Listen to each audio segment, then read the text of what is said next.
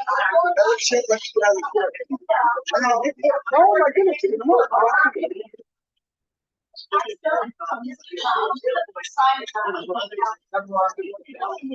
Roberta, Zach, would you like to make a sound check, please? This is Zach. Can you hear me? Yep, that's good. Yep, I can hear you, Zach. This is Roberta. Can you hear me? Yep, sounds good. Yep. Thank you. Thank you, Debbie.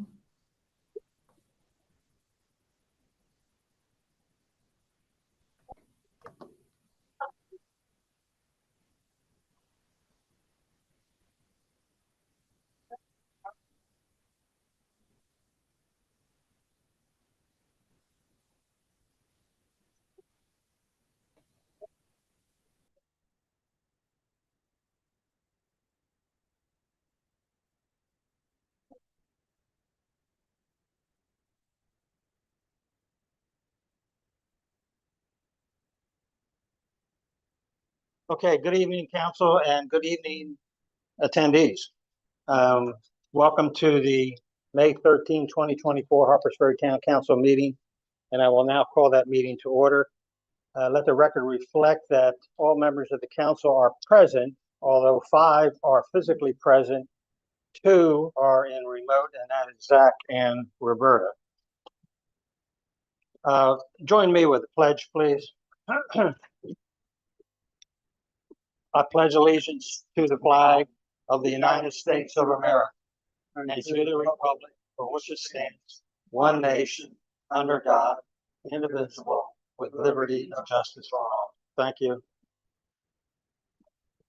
Motion to approve the agenda. I'd like to request under the Budget and Finance items 6A 1 through 4. These items are all interrelated, but I would like to consider them together and group 2 and 4 to start with, and then 1 and 3. And this will allow the finance officer to provide an overview before we address the specific matters that we need to take up.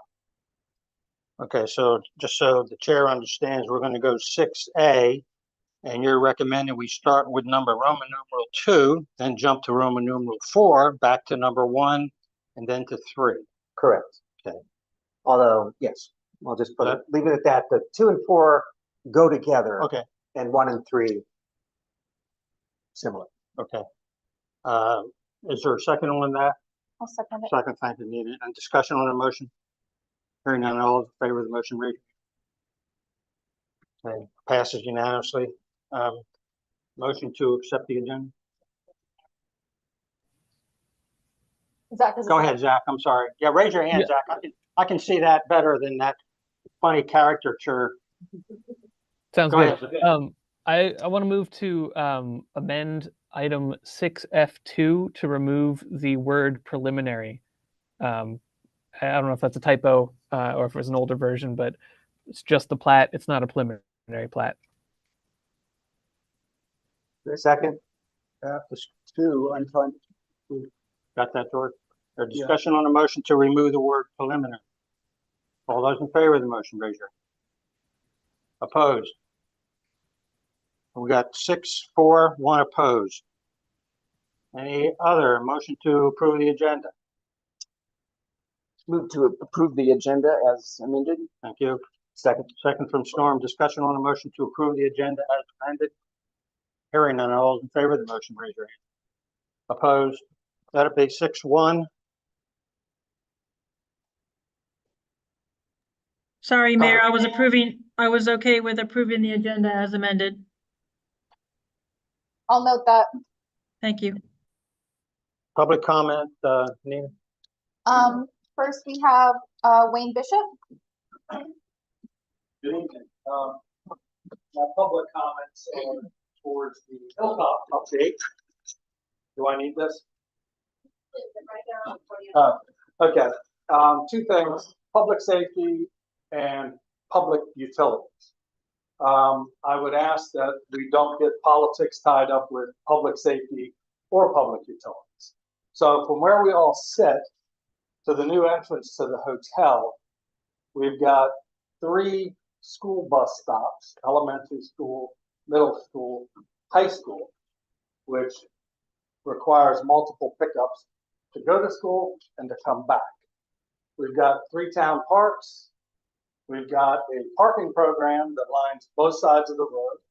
We've got our sidewalks packed with visitors, tourists, multiple businesses up and down the street. And I would ask that the town put together a committee to take a look at what action the town will take prior to the start of construction.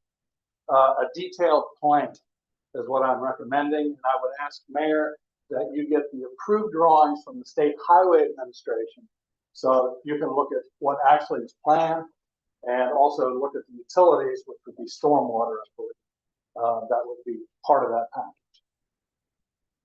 The second thing is public utilities, with the public utility, water, sewer, and stormwater. I know that as mayor, I guaranteed capacity for this project. We never finished our project during my administration, but as I understand, we did receive some drawings for the water. I think that the town should review the sanitary sewer and also specifically the stormwater as to what the approved easements are outside the TDD. So we fully understand where they cross private and public property.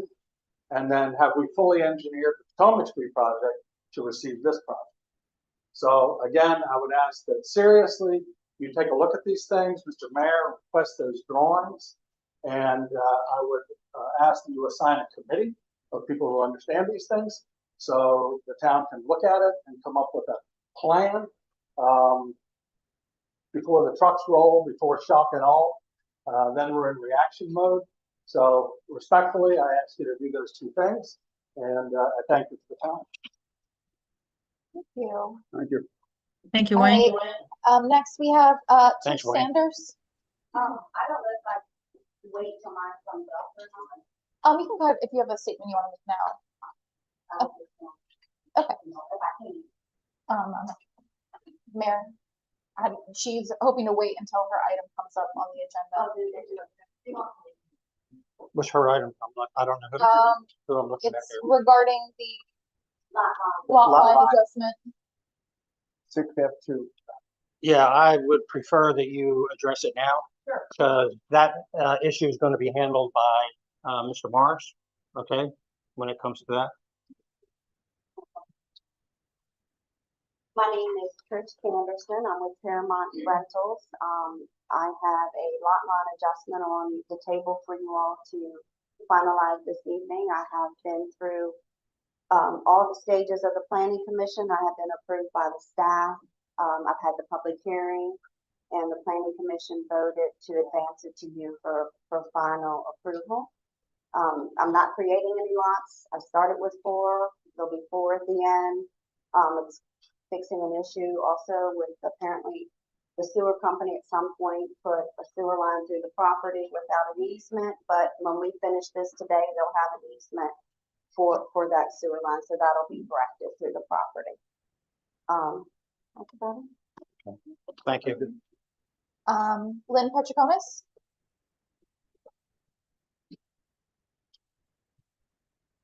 Good evening. I'm Lynn Petroconis, a resident of Harpers Ferry, and I am currently the chair of the Harpers Ferry Bolivar Historic Town Foundation. And I want to just clarify a request being made this evening under item 6A11 for reallocation of funding request. The town council had previously approved 2 related earmarks for the First Zion Baptist Church rehabilitation project, both of which are applicable in the current fiscal year. There was $1,095 for removal of bat waste from the attic crawl space and $5,000 for restoration of the beadboard ceiling. Since making that request, we have learned that the beadboard cannot be saved because of the bat and pigeon waste above it. It's saturated the wood, and it's not something that can be cleaned, so all the beadboard's going to have to be disposed of.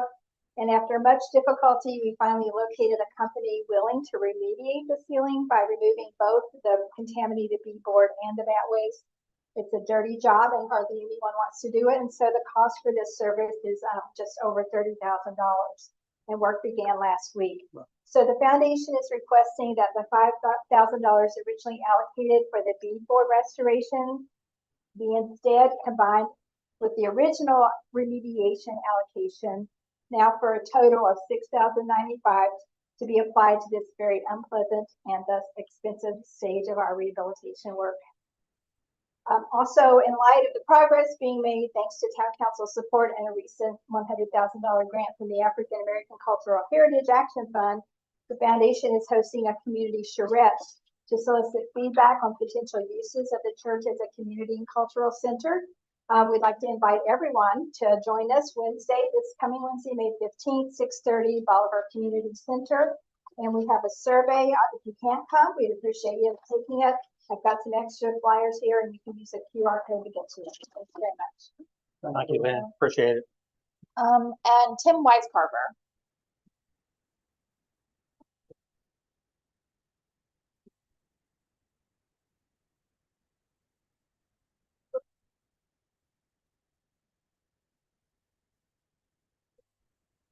I think you can leave it there. Yeah.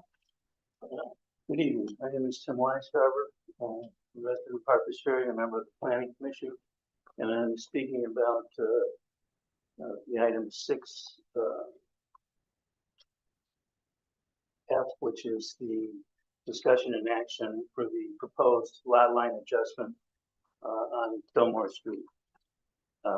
This issue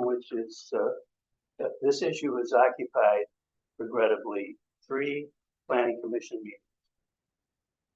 One meeting with the town attorney, hypothetically, and a town hearing.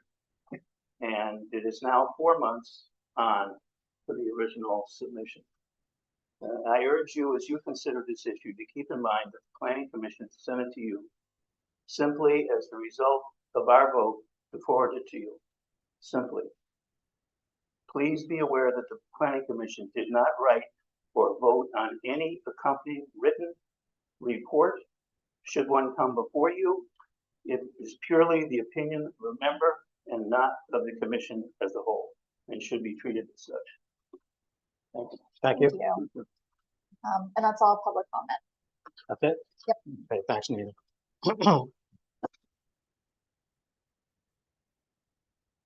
Mayor's announcement. I only have one. It's a very sad announcement, and maybe some of you know, maybe some of you don't. The sad passing of Gladys Rockenbaugh. Gladys was a longtime resident of Harpers Ferry, gave her heart and soul to this town. A very, very long time member of the Women's Club, and did tremendous things for this town. And I know that she will be greatly missed by many of us, and particularly her family. And so my sincere condolences go out to Stephanie and other members of the Rockenbaugh family. And that's all I have. I have an announcement on behalf of Parks and Rec. The Children's Park rededication ceremony is scheduled, that was originally scheduled for this Saturday, has been postponed until mid-July, as further improvements will be taking place in the next few weeks. The borders and mulch have been installed around the play structure, so the park is now open for play. And also in July, Bolivar is looking to host Narcan Awareness and Training Day in collaboration with the health department. This is part of some outreach that representatives from Bolivar and I have been doing in coordination with the health department as in response to the opioid funding that's been coming through. We've been meeting with them quite a bit on some ideas that they had. So once a date has been decided and more plans regarding that have come through, I'll make an announcement, but that will most likely be in the June meeting. Thank you. And I do want to recognize Nina for all of her efforts on the opioid. Just to remind everyone, there have been numerous settlements with various drug companies throughout the state of West Virginia. And I think that we've received probably, Patty, 6 or so settlements that we will be getting. We've already received one payout, and I expect we'll be receiving others. There's a limited amount of things that you may expend those monies on. And Nina is on top of this. She has some great ideas on how we can benefit the community, other than the money's going to law enforcement, those types of things. There's a lot of other issues. And I want to thank you, Nina, for taking this very strong issue on. We got more checks coming in, so let's put that money to good use. Community announcements. Laurel, you have anything from? Thank you.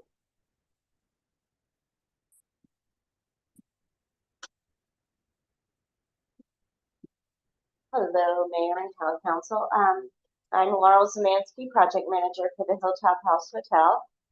And I just want to remind you that our TIF application was sent to the Department of Economic Development, and they have 60 days to approve it. So we are kind of in that part of the cycle there for our TIF. We won't decide on a groundbreaking date until we have that finalized. Which kind of leads into the next part of the discussion, since there seems to be concern about us mobilizing and traffic and safety. I feel like it's a little premature right now to discuss that with the chief and the town. I mean, if you want to start something, please do. But since we don't know if it's going to be during the summer when school is not in session, or when more towards the fall. So there's I think there's more timing specific things that we have to identify before we get into that. Of course, we'll be meeting with the chief of police as well as the town. So we'll have a good handle on that. We already did promise that we wouldn't be doing construction on Saturdays, so this really alleviates the weekend hustle bustle with the tourist. So that's going to help the total picture. We are working on, it's called an SWPPP, it's SWIP, and that has to do with stormwater permitting. And a part of that is the DOH, the Department of Highways, the DEP, which is Department of Economic Environmental Protection, the water, Harpers Ferry Waterworks, and the Bolivar Harpers Ferry PSD all have a chance to comment and review. So right now we're collecting comments on that, and that we definitely need to have that in place before we further discussions on stormwater there. The other thing is we would like to kick off the Lower Town Trail. We kind of put a little task force together, and I think it's time that we start talking about that, identifying what property we're going to cross. There is a couple town lots that might be part of that, so it'll be a private-public partnership. Thank you. Well, a couple questions.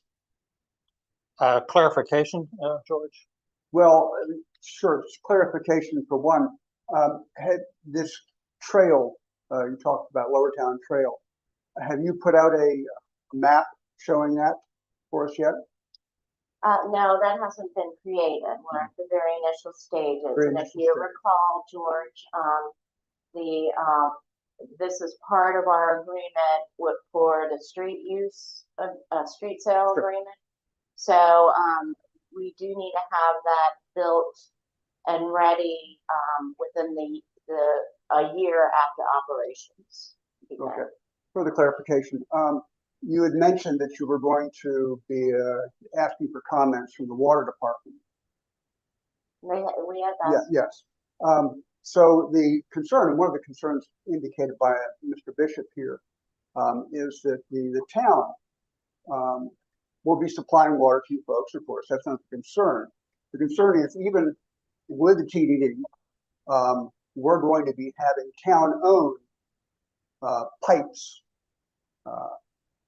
Mr. Bishop knows more technical terms, but let's call them trunked pipes in the ground that it's usual and customary for the town to bond those projects, and as well as set up inspections. So I was wondering, as Mr. Bishop talked about having the town request information about your plans from the state.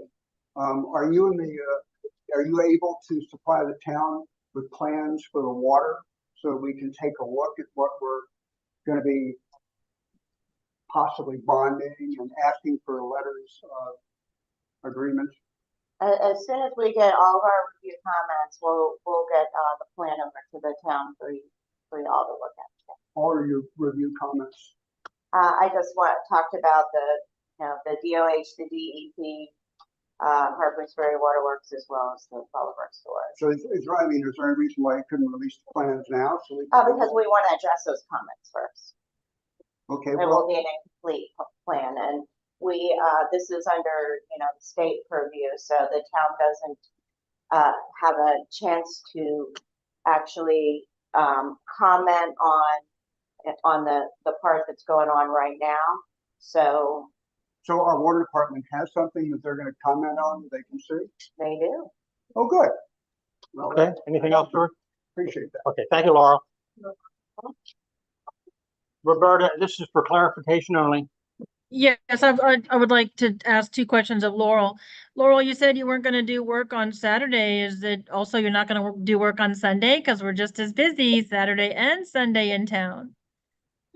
Oh, that would be horrible. Yeah, of course, we're not going to do work on Sunday. Okay, thank you. That's the first question. And then you had said something about the trail. And so I would like if it is possible, and if the trail is still going to be a public-private partnership with the town or with the national park, that I hope that you work with the planning commission and present documents to the planning commission for review. Thank you. Thank you. Thank you, Laura. National Park Service. Andrew, do you have a report to make, or you want me to make it? Old news, but we have a new superintendent starting on Sunday. Tanya Gossett. We expect from her previous stint last summer and fall that she'll hit the ground running. She's indicated that her priorities, I'm embarrassed, she said she had 3 priorities, but I can only remember 2 off the top of my head. But the first was to fill out some of our internal positions that have been vacant. And another one was to strengthen our partnerships with towns and external groups. So I expect you'll be seeing her at these meetings in the future. And Good. Thank you, Andrew. I do want to just give you a little bit of the council and anyone else interested, and this is information from the acting superintendent that we all know, Ryan Levins. They're waiting on the start date for the HVAC project, which is going to affect where the bookstore is, all the way down on Shenandoah Street. And they're waiting for additional information on that. And as soon as because that's going to affect all of those buildings, including the restrooms, and the National Park Service realizes the impact, particularly of the restroom next to the bookstore. And so if in fact they have to close that for an extended period of time, the John Brown Museum will serve as an alternate restroom along with the train station. So this project is going to be extensive. It could be 10 months or longer. There, like I said, there will be, some impact. They're also continuing to work on the intersection at the intersection of High and Shenandoah, where the barricades presently are.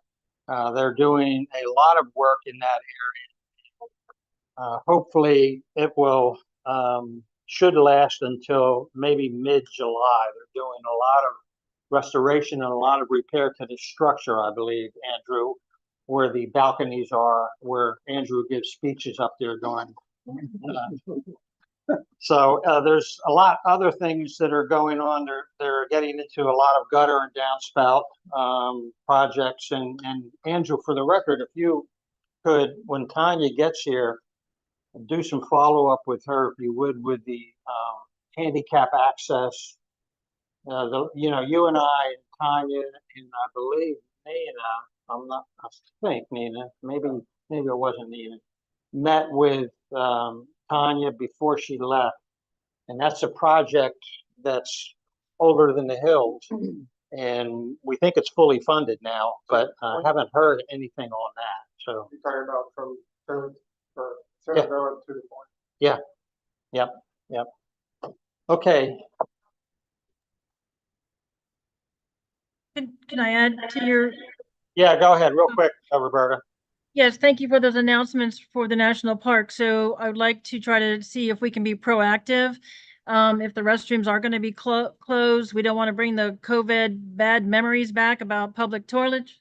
So if we could work together with maybe the internal operations committee or whoever committee you feel we need to work with, let's go ahead and be proactive and get some of those temporary porta potties ready to go, maybe behind town hall, so we don't have and repeat COVID nightmares. Thank you. Okay.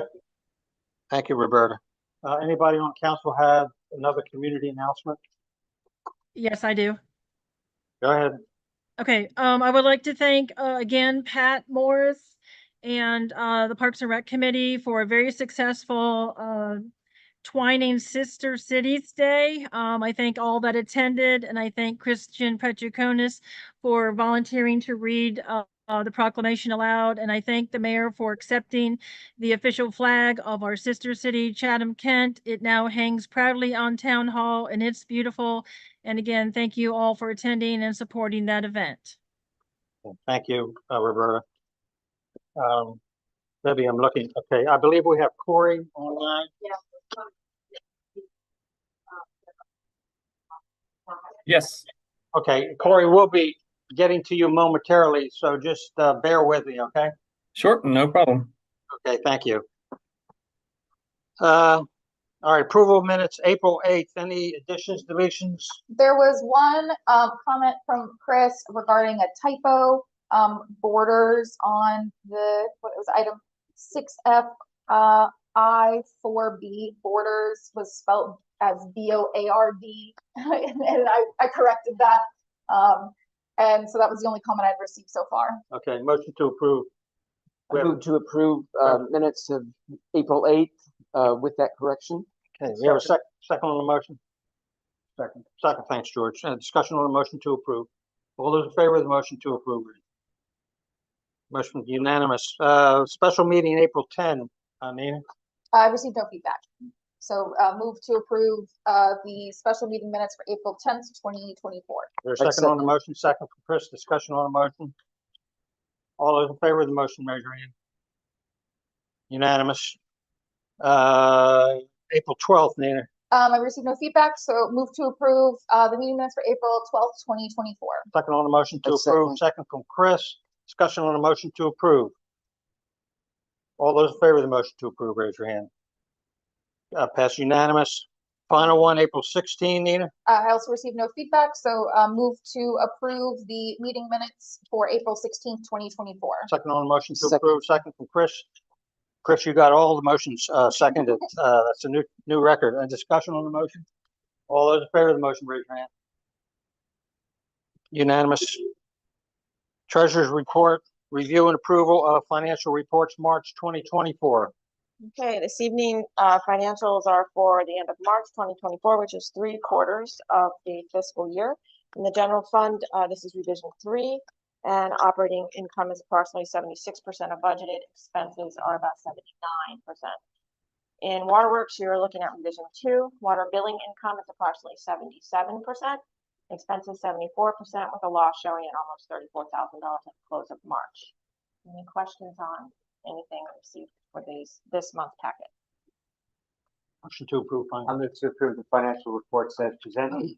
Second on the motion to approve, second from Chris. Again, any discussion on the motion? All those in favor of the motion to approve the finance? Opposed? None. Unanimous. All right, and have a Debbie? list of invoices then that were outside the scope of the purchasing parameters. There's quite a few on there. They all have their own little special things. So any questions on any of those, they are here on the table to review. Chris? Deb, I wondered if, the WBU payment, was that, settled all of our payments for the No, it's landfill? only the first half. Just first half, Right, okay. right. So they'll build the second half. They indicated that only half the work was done. So they'll build the second half in fiscal 25. Okay, thank you. And Roberta? Regarding this question. Go ahead, Roberta. Yes, can I make a motion to separate the West Virginia Land Use Clinic dollar amount out as its own separate motion?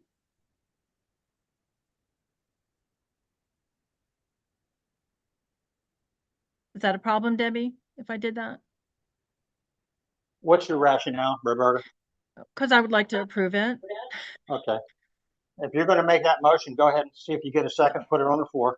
Okay, thank you. I'd like to make a motion to separate item on the threshold for approval amounts over the threshold for the West Virginia University Land Use Clinic, invoice number 16503 for half of the comprehensive plan update fee for $10,000. Is there a second on that motion? Hearing none, motion fails. Motion to approve. Going to approve the invoices and purchases as presented. Do I have a second? Second from Chris? Excuse me, Chris. Discussion on the motion to approve as presented. All those in favor of the motion to approve, raise your hand. Opposed? 6-1, thank you. Thank you, Debbie. All right, Storm, we're gonna go with Roman numeral 2, is that correct? Yeah, I'm just going to do a brief description and then turn it over to the finance officer. As described earlier, these are all part and parcel of one large thing we've all been tackling together. So the finance officer is working on having the water distribution system upgrades funded from two separate sources, the WDA grant and congressionally directed spending, or CDS.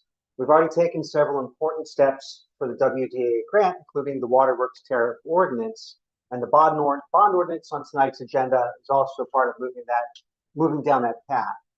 Now, going forward along each path, there are agencies and entities whose approval or guidance is required to move things along. The specific actions we'll need to take as a town council will depend on approvals and guidance we have not yet received.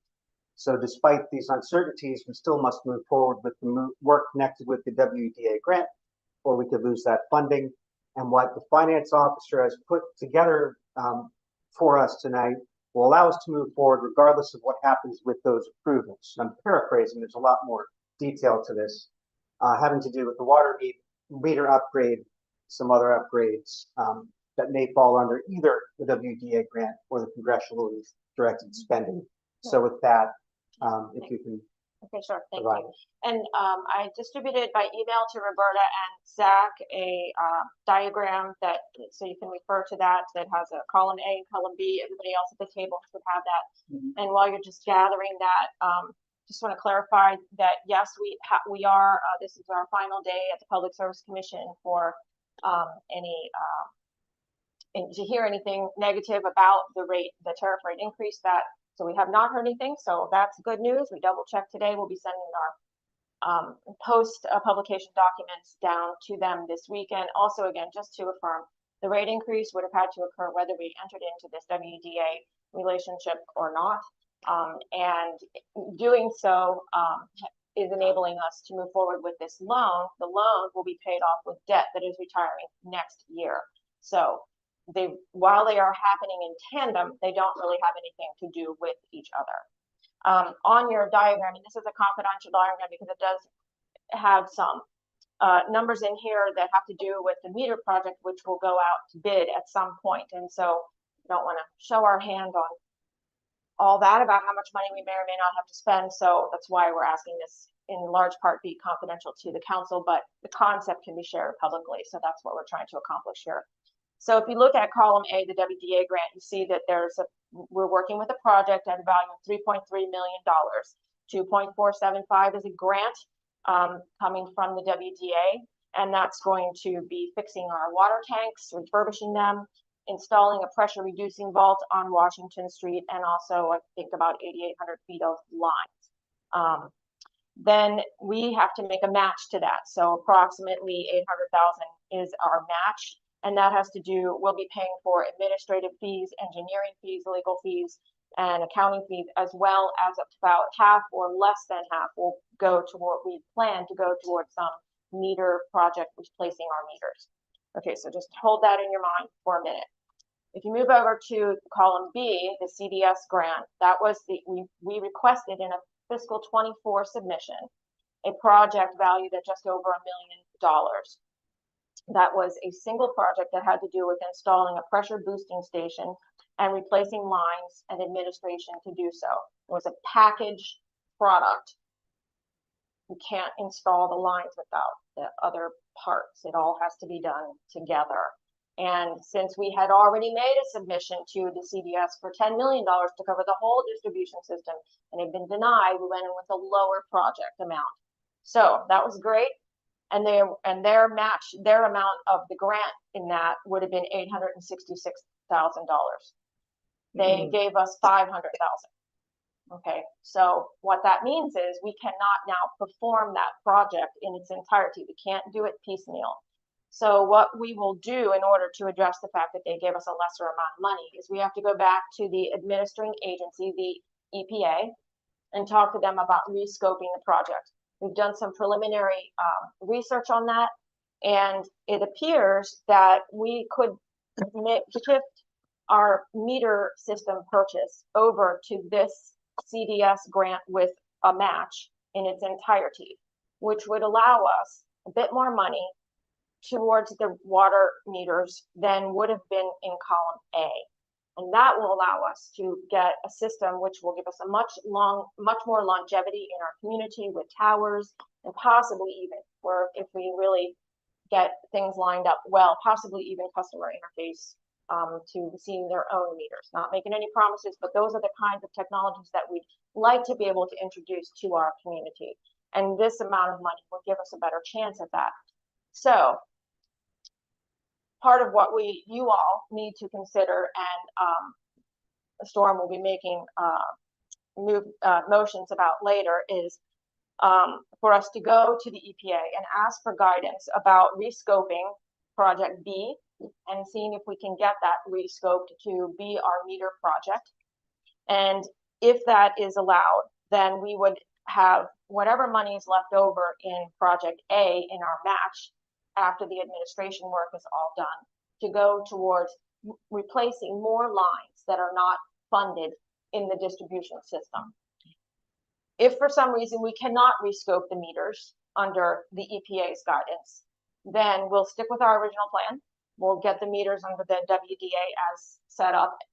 We then will ask our engineers to make a project with the monies under the CDS grant for the amount of money that's right there. Also, unfunded distribution system work that needs to be done.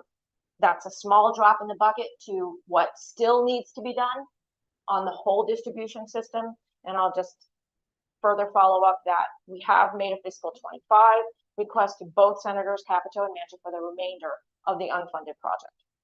So, did you follow me? Okay, that's great. All right. So, Yes. So part one, pending guidance, I move that pending guidance from the EPA regarding rescoping the CDS grant, that GD&F be directed to develop a distribution system project utilizing either the WDA grant match funds or the CDS grant as appropriate. I second that. Thank you, George. Discussion on the motion. Roberta? Yes, Storm, thank you for making that motion. And Debbie, thank you for the clarification. Do we need to say anything that says if this doesn't work out, we need to go back? So do we need to add some text to your motion that says a what if it doesn't happen part? Or was the default already in place? The default I Is think it? the Falls in place, yeah. Yeah. Okay, all right, very good, thank you. Any other discussion? All those in favor of the motion, raise your hand. Unanimous. Go ahead, Storm. Okay, so now we are moving to, Um, yeah. Very large page of Yeah. notes. And joining us on the Zoom call is Mr. Asano. Excuse me if I mispronounced your name. We haven't met you before. Welcome. Thank you. No worries. It gets mispronounced more often than it gets pronounced correctly. So And he represents Bowles Rice, who is our bond attorney firm. Mr. Segrist, who is usually with us, is just out of town this evening, so Corey is in his place. And I think the mayor is going to read. Yeah, and code, I guess code requires, the official reading of the ordinance, so I My would. title. My title on yeah, the- just the title, the big title on page 1. If you'd like to read that, Mr. Mayor, that's Right. fine. Well, I move to approve the first reading by title for the Water Revenue Bond Series 2024. Okay, so then, okay. So Oh, okay, motion, I just got confused. All right, second from Nina. Discussion on the motion. Hearing none, all in favor of the motion, raise your hand. Opposed? Looks like, Nobody. okay, thank you. You're opposed, Roberta, or you're for? I'm abstaining. Okay, so 6-4. I'm 6-0 and then one 6-0. abstention. Okay, 6-0. Now, I read. Okay. All right. Yeah, I don't know if you all have copies. I guess you do.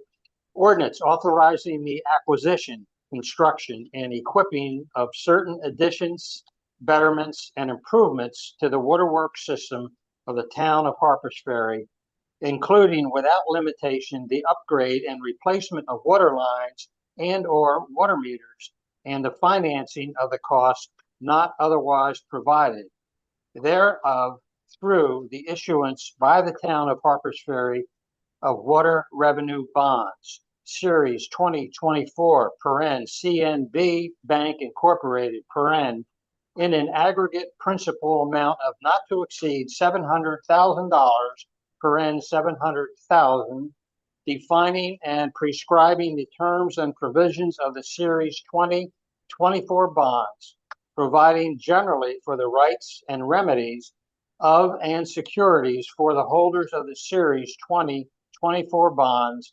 authorizing execution and delivery of all documents related to the issuance of such bonds, and providing when this ordinance shall take effect. Thank you very much, Mr. Mayor. Thank you. I'm happy to answer questions about the ordinance if anyone has any, or I could just do an overview or a summary if that's. Well, Corey, let me call for questions and then Sure. please do a summary. Any questions for the attorney?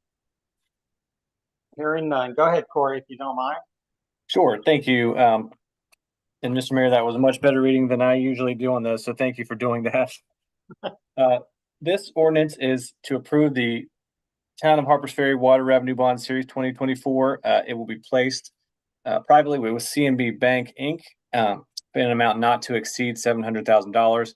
Interest rate is set yet to be determined. That information will come at a later date through a certificate of determinations or perhaps a supplemental resolution that will be approved by the council. And that will come later as we get closer and are able to nail down specific numbers. As discussed previously, this is to help finance part of the project, which the total cost of which is estimated to be $3,450,000, along with a capital contribution from the town council and a grant from the West Virginia Water Development Authority. These bonds will be issued on parity with a first lien position with your current outstanding bonds, which as of now are the 1986A bonds, the 2008 bonds, the Series 2021 bonds, and those collectively we refer to throughout the ordinance as the prior bonds. And like I said, they will be on a first lien parity with these 2024 bonds. just want to go through here and just highlight a few things for the benefit of the council. If you go to section or article, I believe it's 5. You may not have the whole, I emailed you the whole document, but you might not have it printed out there. Yeah. They may not have the whole article at the table. They have it in email. Sure, that's no problem. I'm happy just to refer to it generally and give a broad overview, and then to the extent there are specific questions later, I'm happy to answer them here or happy to answer them by email or phone in the coming days. And in Article 5 of the ordinance, there's the establishment or continuance of certain funds and accounts. So for the Series 2024 bonds, there will be established several accounts, including a revenue fund, a renewal and replacement fund, a construction fund, and a rebate fund if that is needed. And those are for the new Series 2024 bonds. Similar accounts already exist for the prior bonds, the 1986, 2008, and 2021. And those bonds will continue on those accounts as they've previously been doing. The bonds are secured by a lien on the gross revenues of the system, which is similar to the prior bonds. And then again, in Article 5, it lays out the flow of funds and how the funds will be paid out with each bond payment. It begins with the interest paid, and that starts immediately, and then the principal is the next payment, and those amounts and dates will be set out, as I said, in either a certificate of terminations or a supplementary resolution that will be closer to the closing date for the bonds. Okay. I'm going through here, just want to make sure I'm covering everything. As I stated, there's a renewal, or there's a reserve fund that will be established, and as part of the payment of the bonds, it's the duty of the council, as I'm sure you are familiar with already, that over the course of 10 years, the reserve account is funded per month, with bond payments in an amount of 1/20th of a 1 year debt service. So essentially, the council has 10 years to fund a reserve account in the amount of 1 full year of debt service. So if there's ever an issue or a problem, or there's a shortfall with debt service, then the council has something to fall back on. And then when revenues increase again, then the reserve account can be replenished as needed. And then if the reserve account is fully funded and you reach the very end of the maturity of the bonds and you're 1 year out, instead of saving that 1 year of debt service, you just pay off the bonds 1 year early, and you would retire the bonds 1 year early, and that would be it. Additional parity bonds, there's a test in section 707 that lays out certain parameters or requirements that a new bond issuance must meet before it can be issued to be on parity with these current bonds and any outstanding prior bonds. So that we call that the additional parity test. That is laid out in section 707. For future projects, we always make sure that those boxes are checked before we issue any new bonds. And generally, we usually get the consent of any bond holders for the previous bonds as well. Section 709 states that rates are set at a level that is sufficient to pay all the required payments to all the funds on all the bonds, and that's been set, and the rates that are going to be in place for these are sufficient to do so. I think that's all of the big items I wanted to touch on, just summarize quickly for the benefit of the council. But as I said, I'm happy to answer any specific questions. Council, any questions? And if you, go ahead, Roberta. Yes, just point of information. So the ordinance that was read for first reading tonight, did that become ordinance number 2024-02? Because it might affect something else that's going on later tonight, which we have labeled as 02. No, this is not an ordinance that would end up in our book. It's not Okay. it's for the town that would end up in our ordinance book. And this is only a first reading of this ordinance, so it will be read a second time at a subsequent meeting, and then there will be one final reading and final enactment a third time in the coming weeks. Usually this process with 3 readings takes anywhere from 4 to 6 weeks. So this ordinance will become final only upon 3rd reading and final approval, which will be several weeks from now. Okay, but why wouldn't it end up in our books, Nina? Why isn't it ordinance 2024, our next number, which is 02? It's technically, it's a loan document essentially, but the terminology dictated by the state under the West Virginia Code is ordinance. But it's not an ordinance that would end up in our books as a town ordinance. Code or law. Correct. Is that correct? Okay. All right. Thank you. Go ahead, Zach. Yeah, would this be considered an uncodified ordinance? I know we have several of those sitting around. Is that what this term or that term refers to? I do not believe so. This is separate from that as well. We can check All right. into that, Zach. Yeah. And I might add, by the time we get to the 3rd reading, by the time I've read this thing 3 times, I will have it memorized. So I'm looking forward to that. And I assume, Counselor, you would be available if a council member has any follow-up questions, they can contact you. Yes, I would absolutely be happy to do that and happy to discuss. I think Deb has my contact information from my email, but again, happy to chat with anyone if anyone has questions. Okay. Yep. Thank you, Counselor, and have a good night. Thank you very much. Storm, you got number 3. Number 3, discussion and action regarding bid advertisement for contracted waterworks distribution system work. So now we need to put the locomotive on the tracks, put out to bid what we have in front of us. And you were sent this advertisement for bid. There are some minor changes. Dates were changed at the top from June 24th to 25th. The section about water meter and water pit replacement has been taken out because that's going to fit somewhere else in the puzzle. And hot off the press is the location. So the pre-bid conference at the last paragraph. Yes, has been changed to TBD because it is the venue may not be sufficient, right, to hold it. But it will still be the time and the date the same, right? And those are the changes to the document. Can you announce those dates and times, please? Yes. So it is June 25th, 2024. The open is the bid opening. And then the pre-bid conference will be held on Tuesday, June 11th, 2024. At 11 a.m. 11 a.m. Okay. Yeah. Point of clarification. So when is the RFP being issued? This is, yeah, go ahead. Yes, so that is the motion. So when is it being, sorry, I'm sorry. I'm just trying to get the dates in my head and ask a question because I didn't see any documents to this effect. So the request for proposals, the RFP, is being issued by this town when? It will be on May 22nd, 2024. May 22nd. And so then the bids are being closed June 22nd. So that's about 30 days, right? June 25th. Okay. All right. And then when you say the bid opening conference, No, so there's no pre.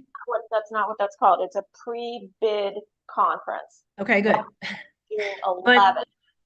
But on the May 11th or June 11th. June 11th. Okay. All right, great. I just want to get it in order in my head. Okay, thank you. Okay, thank you. Yeah, go ahead, Storm. I move that the Waterworks Water Distribution Upgrade Project being funded by the WDA grant go to bid on May 22nd, 2024, with advertisement for bid as amended to run in the Spirit and/or Journal for 2 weeks with the bid opening date of June 25th, 2024. Second on the motion, second from Nina. Discussion on the motion. All those in favor of the motion, raise it. Unanimous. Thank you.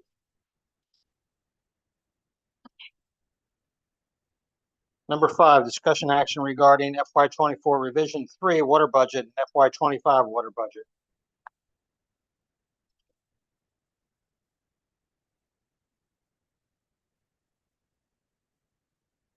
Got that? Oh. That's what Yeah, okay. All right. So Everybody should have the spreadsheet that has a blue, green, and yellow column on it for the Harpers Ferry Water Works proposed. And it says FY 23 in the corner. That's actually wrong. We're looking at FY 24, which is what we're working on right now. FY revision 2 is what's in action now. FY 24 revision 3 is what we're proposing tonight, and also 25. Everybody ready? All right. The in between the blue and the green column is when we prepared this budget, the estimated values as of the 31st of March. And the column to the right of the green shows you your net change from revision 3 to revision 2. The overall increase to this budget in revision 3 is $10,671. This unfortunately translates to a projected loss for the year of $85,000, which is shown in the yellow box in the income section of the green column. Let's see, the Public Works Administrator and I have meticulously combed through the expense section of the budget to minimize increases to the budget by removing any projects that will not likely be able to be completed in this fiscal year and delaying all projects as much as possible into fiscal 25. So are there any questions in regard to that particular revision? Roberta? Oh, we can't hear you, Muted. Roberta. Or she doesn't have questions? Oh, no question. All right, so I'm gonna go on to proposed 2025. Okay, so this is in the yellow column, and in the column to the right of that is your net change from what we just talked about, revision 3 to fiscal 25. Okay, so assuming you take on revision 3 tonight, then that'll be the most current one. Okay, so this budget reflects an increase in the water bill payments income line by 30%, or approximately $250,000, as directed by the publicized tariff and the rate increase that was recently performed. On the first two income lines, you see the two state mandated reserve funds, Renew and Replace and SB 234, that we will be required to contribute to with the new rate increase. These are funds that we hold as assets. However, we are required to include in our annual budgets the amount we plan to contribute each year, building our asset up. So you see the incremental increase in the Renew and Replace fund, which we already contributed to, or which we already do contribute to at 2.5% of our revenues. So you see the impact of the increase of the rate by 30% there, that's $6,000. And then the full addition of the SB 234 requirement, which is 1/8 of our operation and maintenance expenses. Also note at the bottom of the income section that the loss in the revision of number 3 has been removed. Okay, so moving down into the expense section, which begins on page 2. The contribution to SB 234 is shown as an expense on the second line of that expense section there.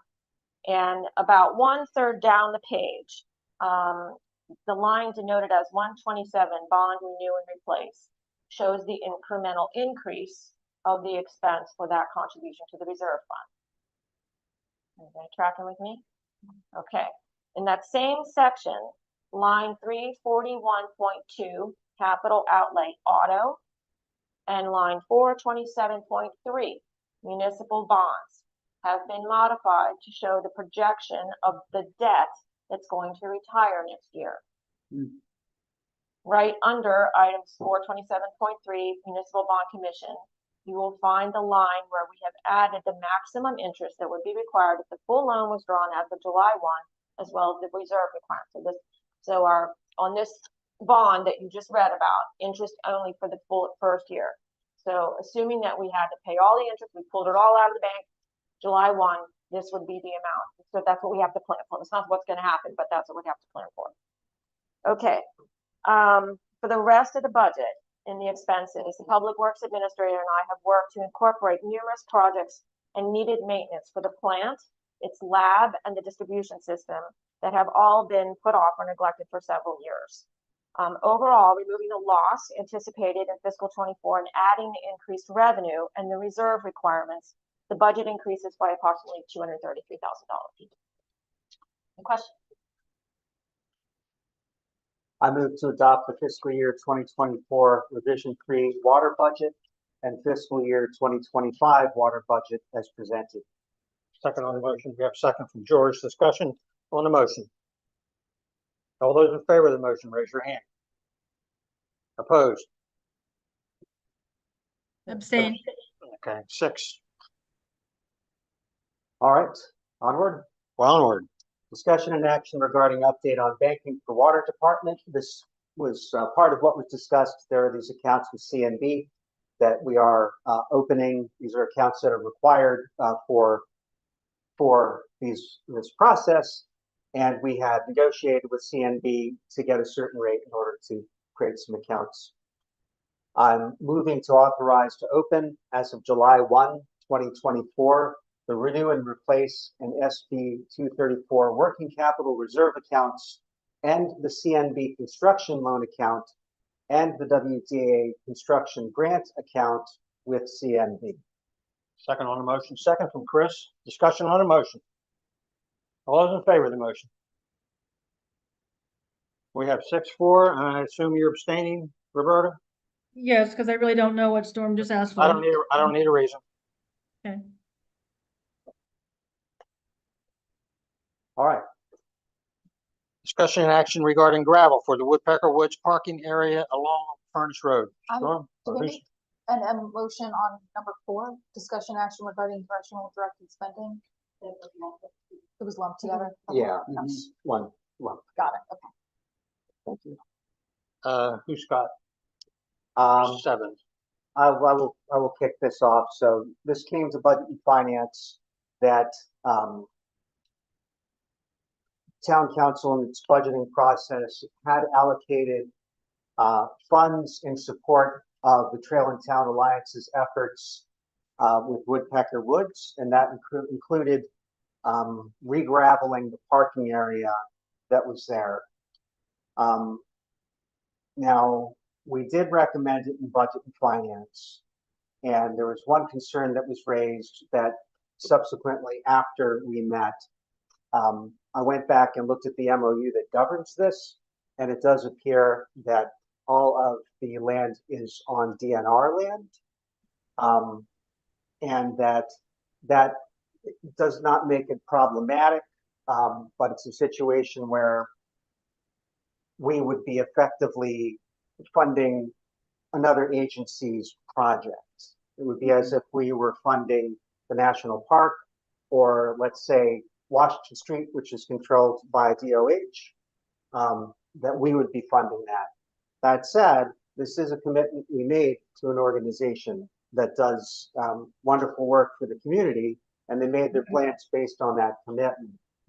So I'm going to make this motion, but I'll say in doing so that, and this is not part of what Budget and Finance discussed, that in the future, for those reasons, I do not feel it would be appropriate to fund a project that is on DNR land. But I do move to approve the purchase of up to $400 for gravel for the Woodpecker Woods parking area along Old Furnace Road. Is there a second on that motion? Second from Chris. Discussion. Sure. George first. Thank you. Yes, thank you. As you acknowledged, it's on someone else's land, and I have a problem with that. The other is that although good work is done, I think there's priorities. Now, this is only $400, but you're going to hear me say the same thing about other requests for money tonight and in the future. I recall when we first came to this council, there was some discussion, neighbors were talking about potholes. And I understand that there was a survey made. The idea was put off until we had a survey done, not just East Ridge, which was mentioned by residents, but needs around the town. It's my understanding the survey has been performed, and I haven't heard anything further. I think that while this is a good project, I think this and other matters are best postponed until we do our own residents the service of seeing to the condition of the streets, for example. There may be other and more pressing needs also. but I think it's particularly egregious because this is gravel, not on our property, and we need gravel, plus some other things on it. So that's my comment. Thank you. Okay. Other discussion, Chris? Yeah, I had also heard that there was some concern whether this property was in within the boundaries of Harper's Ferry, which I do have the tax map here, which does show that it is. It is right on the border. Just to clarify a little bit, when DNR awarded the MOU or signed the MOU with Trail and Town Alliance and with the foundation, the town foundation, they did not provide funding. They kind of left it up to Trail and Town to raise money for signage, for materials, which have mainly been provided by contributions and by the volunteers. All of the work has been provided by volunteers. This particular lot came to attention early on. The fire chief, the fire company president, when he did a walk with us through some of the property, he pointed out the condition and said we better do something with it quickly, or there were going to be deer carcasses dumped there. It was overgrown, and we've already made quite a bit of improvement on it. Jacob and others feel that additional improvement would be helpful. I do agree that DNR should be providing funding for their property. And that's something I'd like maybe the town to provide some support on and some negotiations on that. But DNR, I will tell you, has a very stretched budget and very stretched staff. So getting even any basic communication back and forth sometimes takes quite a while. So that's the background. Thank you, Chris. Any other discussion? Nina? I have an amendment. Oh, if Roberta has a comment, she made her comment first. Yes, I have some discussion, please. May I be recognized? All right, thank you, Mayor. Okay, Chris, Harper's Ferry has a very very stretched thin budget. And I think us Excuse continuing. me, Roberta, direct your discussion to me, not to a fellow council Yeah, member. okay, I apologize. I too That's okay, apologize. that's okay. Okay. That's fine. Go Mayor. ahead. Yes. Mayor. Yes. Harper's Ferry has a very, very stretched thin budget. And we need to maybe reconsider the actions of giving our money away to some of these organizations right now, because we have emergency money that needs to be put into our town to fix our pipes, to fix what we need fixed. I know the gravel request was also done about a year ago. So why do we have to keep dumping gravel now that we find out that it's not even on our property? Why are we going to give them a second round of gravel? So I cannot support this. I heard George said that maybe we do some investigation and postpone this. I think that would be the smart due diligence on this town council's part. Also, too, if we're doing something that's not on our land, it might be in our jurisdiction boundaries, but we are not the owners, then we are opening up ourselves to liability once again of someone getting hurt, trip, fall, slip on this gravel that we provided, and now we're going to get sued. So I think it prudent of this town council not to vote for this gravel being placed there. I would support a postponement until we do better due diligence, and I would support a postponement to see if there's another opportunity, and also too, if there's any members on town council that are members of this organization, I ask that they recuse themselves from the vote. Thank you. Okay, thank you. Right. Go ahead, Nina. So I have an amendment. I'd like to suggest the amendment that the funding be released upon the mayor having received written permission from DNR granting the work to improve their property, specifically in regards to re-graveling the parking lot, and with the letter to be distributed to town council upon receipt. I think if we receive permission from DNR that the work has been approved, my concern is just that if we don't know if DNR approves that the work is being done. We're financing work to be improved on property that is not town property and owned by DNR. That is potentially a liability that we're opening ourselves up to. Okay, is there a second on I'd the like to motion? amend that motion. Is I'd there, like to amend that motion. excuse We me, need a second first. before- Excuse me. is there a second on the amendment? Hearing none, the amendment fails. Roberta, do I'd you have like an to- amendment? Do you have an amendment? Yes. Go I'd ahead like with your to- amendment. Thank you, sir. You ready for me to talk? Go ahead. Okay. I'd like to amend the motion that we postpone a decision until the mayor gets approval from DNR. And along with that approval, as Nina suggested, that a hold harmless agreement be signed if we are actually going to move forward with this proposal. But again, I disagree that we should not be providing something on someone else's land at our expense. Okay, we have an amendment on the floor. Do I have a second on the amendment? Hearing no second, amendment fails. The original motion, repeat it, Nina? Zach, was you saying? I'm sorry, Zach, do you have an emotion? I just have a clarification about this procedurally. I understand that if we vote in favor, that this money gets allocated. If we were to vote no, has the money already been allocated in the budget? What happens to this $400 if that happens? Just Yeah, stays in the it general stays in fund. the general fund. Stays in the general fund, Zach. It Thank was you. in the, it was in the fiscal year budget, but not allocated yet. Okay, Thank you. Nina, for the record, could you restate the original motion? I'm gonna have to defer to the store for this one. Okay, Original motion, move to approve the purchase of up to $400 for gravel for the Woodpecker Woods parking area along Old Furnace Road. And may I add that I am not a member of the Trail and Town Alliance. However, I am a member of the foundation, which is the body into which it rolls up. It is too late for me to recuse. So I'll say that. Chris? Just one additional comment I wanted to make, that I really have no objection to Nina's thrust of getting the word from DNR, but it is a part of their MOU for us to maintain this and to take these projects on.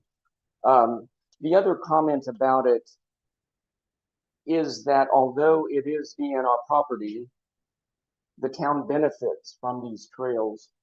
The town benefits from this parking lot. It's the only parking lot in proximity to Pine Grove Furnace. One of the few places to park, and it has been used for Cedar Grove Cemetery. So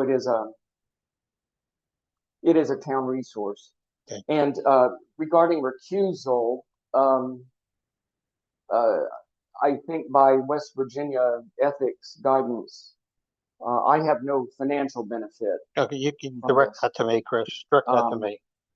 So I will not be recusing myself. Okay, thank you. All right, we've had the motion read twice, and we've had discussion. Any other discussion before I close discussion? Okay, all those in favor of the motion? Roll call vote, please. I'll call roll. Roberta, No. Zach, No. George, No. Chris, Yes. Storm, Abstain. Mayor, abstain. Motion fails. You didn't call I don't call I'm Nina. sorry, don't- Nina, I'm sorry. me. No. My apologies. Okay, motion fails. Okay, discussion action regarding the old flip-flop. Yep. So this is the event that was again, it was funded, a commitment that was made by town council for this event that sees off the Appalachian Trail hikers that come to town. And this was for This is moving funding from one bucket to another of the same project. So moving funds from web hosting to food and beverage. And this is funding that had been approved. I move for funding and disbursement of $510 to the Flip Flop Festival for event expenses, which includes reallocating $187.54 from web hosting to food and beverage. Second on the motion, second from Nina. Discussion on the motion. George? For reasons I mentioned before, I completely approve Flip Flop, but I really would like to see the town come forward with its review of what our roads need and put that up and see where the cards fall with regard to our money. So, thank you. Thank you, George. Roberta? Yes, thank you, Mayor. Can you clarify the web hosting? What was that money supposed to be used for? Was that for our website update and maintaining our website so we continue to inform our public? Why was that money moved away from web hosting? This was the Flip Flop Festival's operation, not the town's. Web hosting was. It has nothing to do with the town's website. Okay, and again, I'm going to add and support my previous comments. I don't think we have the funds to do this right now, and I appreciate all of the efforts for fun things in town. But this town is becoming broke with giving our money away, and we need to stop doing it. We have other things that need the money to go to things that need to be taken care of. There's other ways we can define arts and humanities and civic pride and whatever we need to do for the things that need to be done in town. We need to really consider redefining how that money gets spent. And again, if anyone is a member of any of these organizations that are asking for money, I ask that they please recuse themselves from the vote. Thank you. Thank you. Chris? Yes, I want to remind everyone, or maybe inform you for the first time, Harpers Ferry became an Appalachian Trail community and a canal town starting in 2009. 2009 was the Canal Town Partnership formation. 2 years later, the Appalachian Trail Community Program started. Harpers Ferry Bolivar was one of the first communities to join that. As such, it took on a commitment to be involved and to promote both the C&O Canal and the Appalachian Trail in our community and around the region. Eventually, one of the things that the Appalachian Trail community required was a steering committee in town to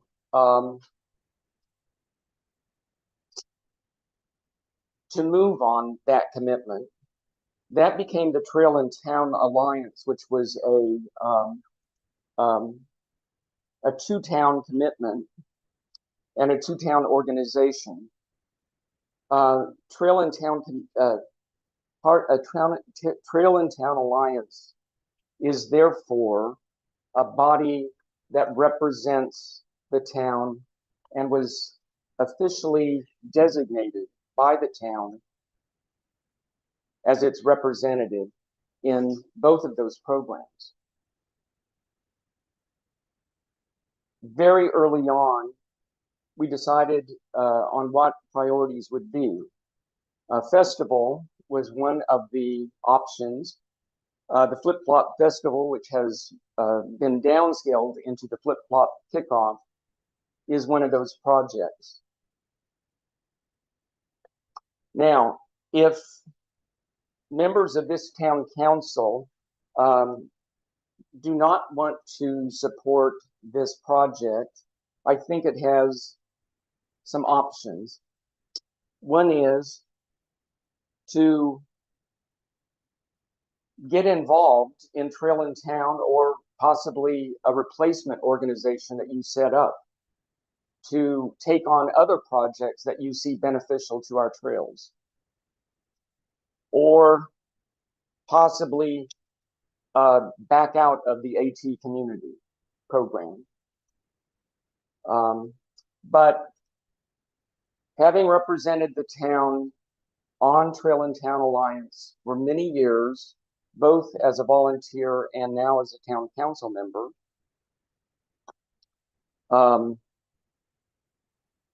I feel rather frustrated. First off, the town is not broke. And the flip-flop kickoff has operated with numerous contributions from various entities in the community, various businesses, and has operated on an entirely volunteer basis for all but 1 year. So that's my background. And again, I will not recuse myself because I am not making any money off the flip-flop kickoff. Thank you, Chris. Nina? So, just to clarify, so we have really limited ways that we can use the funds for things like the Flip Flop Festival and stuff like that. And if we want to reconsider how we're using that funding in fiscal year 25, I think that's fair. We can have a discussion then. But if Flip Flop Festival has already happened, if the funding was already promised, they made expenses based on the funding. And I feel like it's kind of inappropriate for us to be now pulling back the funding that we had already approved for an event. It'd be a little bit different if it was an expense that had not occurred yet, because then they could make adjustments to their budget. But I do think that it kind of reflects poorly on us if we sponsor events, host events in our town, and then after they occur, then retract funding. But we can, for fiscal year 25, look at our event budget and maybe make adjustments to that going forward. I think that is a fair consideration that we could do. Zach? I move to call the question on this matter. Is there a second to call the question? Second from George. All those in favor of calling the question, raise your hand.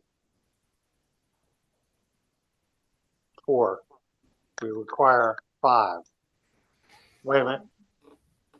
Recount. I want to recount because we had a. Yourself. Huh? I don't think you counted yourself. Okay. All right. If you're in favor of calling for the question, it will require 5 votes. I want you to raise your hand. 1, 2, 3, 4, 5. We'll call for the question. All those in favor of the motion, raise your hand. 1, 2, 3, 4, 5. Opposed? 2. Motion passed. All right, storm number 9. Music on the Ridge. Yeah. So this is for Music on the Ridge, the town's music festival. And Budget and Finance did recommend this. I move to approve $3,000 to be spent from 906 Arts and Humanities and up to $3,000 from 402 Economic Development in support of the 2024 Music on the Ridge event, for which food trucks will be permitted. Second on the motion, second from George. Any discussion on the motion? Roberta?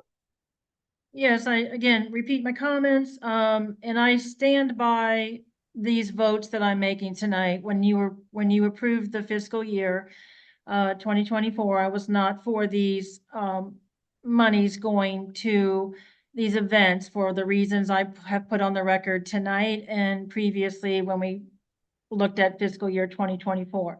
There's got to be a better way and a better, system for these groups to come ask for money. Maybe the best thing that I would like to see, instead of them coming to Budget and Finance, I would like them to come to Town Council and ask for the money versus going to Budget and Finance, because I would like to ask these groups questions as how else are you providing funding for your events? What else are you doing as a group than coming to these small towns asking for money?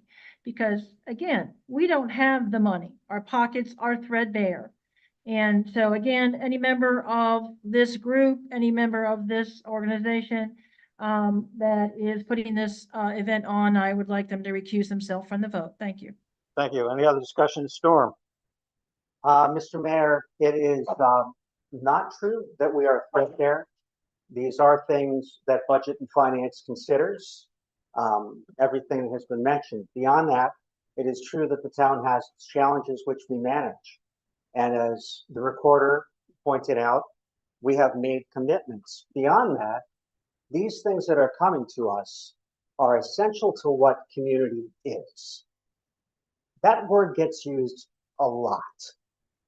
And I'm hearing the term outside groups. These are not outsiders and strangers. We're not even going to get into tourism and visitors. These are people in our community, in our town, of our neighbors, people who are putting their backs, their hands, and their sweat to work for the betterment of the community, not for their own gain. We can do all these things together, and different people want different things. We can do these things together, and we can be a community, but not if we push people away. Thank you. Any other discussion? Nina? Also, just to point out, budget and finance, our meetings are open to the public. Anyone is welcome to attend. We did have a meeting day where everyone brought forward their proposals for 2025. And a lot of the questions we ask are, what are alternative sources of funding? And we examine that. We are not fully funding any of the events that are being proposed, any of the groups that are being proposed. We require alternative sources of funding for everything on our list. All we're doing is supporting community organizations. We are not fully funding community organizations. Thank you, Nina. Roberta, this is your second and last discussion point. You direct it to me. Yes, sir. Thank you. And just to clarify, I mean no insult to any of these groups, and I'm not trying to call them outsiders. They're outside the Corporation of Harpers Ferry, if that's how I can define it, if that's the words I used, outsiders. They're outside the Corporation of Harpers Ferry and the town council administration and our money. So I truly do not mean to insult them. I know that's what builds community, but right now Harpers Ferry is hurting to get what the real residents, what the residents want done. And that's their town fixed, their water rates to go down, their plumbing fixed, their pipes fixed. And we need to work really hard to figure out how to get it done for them. I campaigned on fiscal responsibility and accountability, and that's all, you guys. I am standing by my campaign promises and voting no on these issues because I voted no on them for the fiscal year 2024 budget. I'm just standing by my vote. Thank you. Thank you. George? Yes, I'll address this to the mayor with reference to Mr. DeCostanzo's comments. I hope, Mr. Mayor, that we can support our ideas without imputing negative motives to those who speak. No one here has attempted to push anyone out. Thank you. Okay. Any other discussion? All those in favor of the motion, raise your hand. 6 opposed. 1. All right, that went well. Let's move to discussion and action regarding the post office HVAC. Yeah, so this is TBD, but Deb, do you want to describe it in more detail? Oh, Mr. Mayor, would you like to describe it in more detail? Yeah, let me try. Patty, I need you probably to jump in too.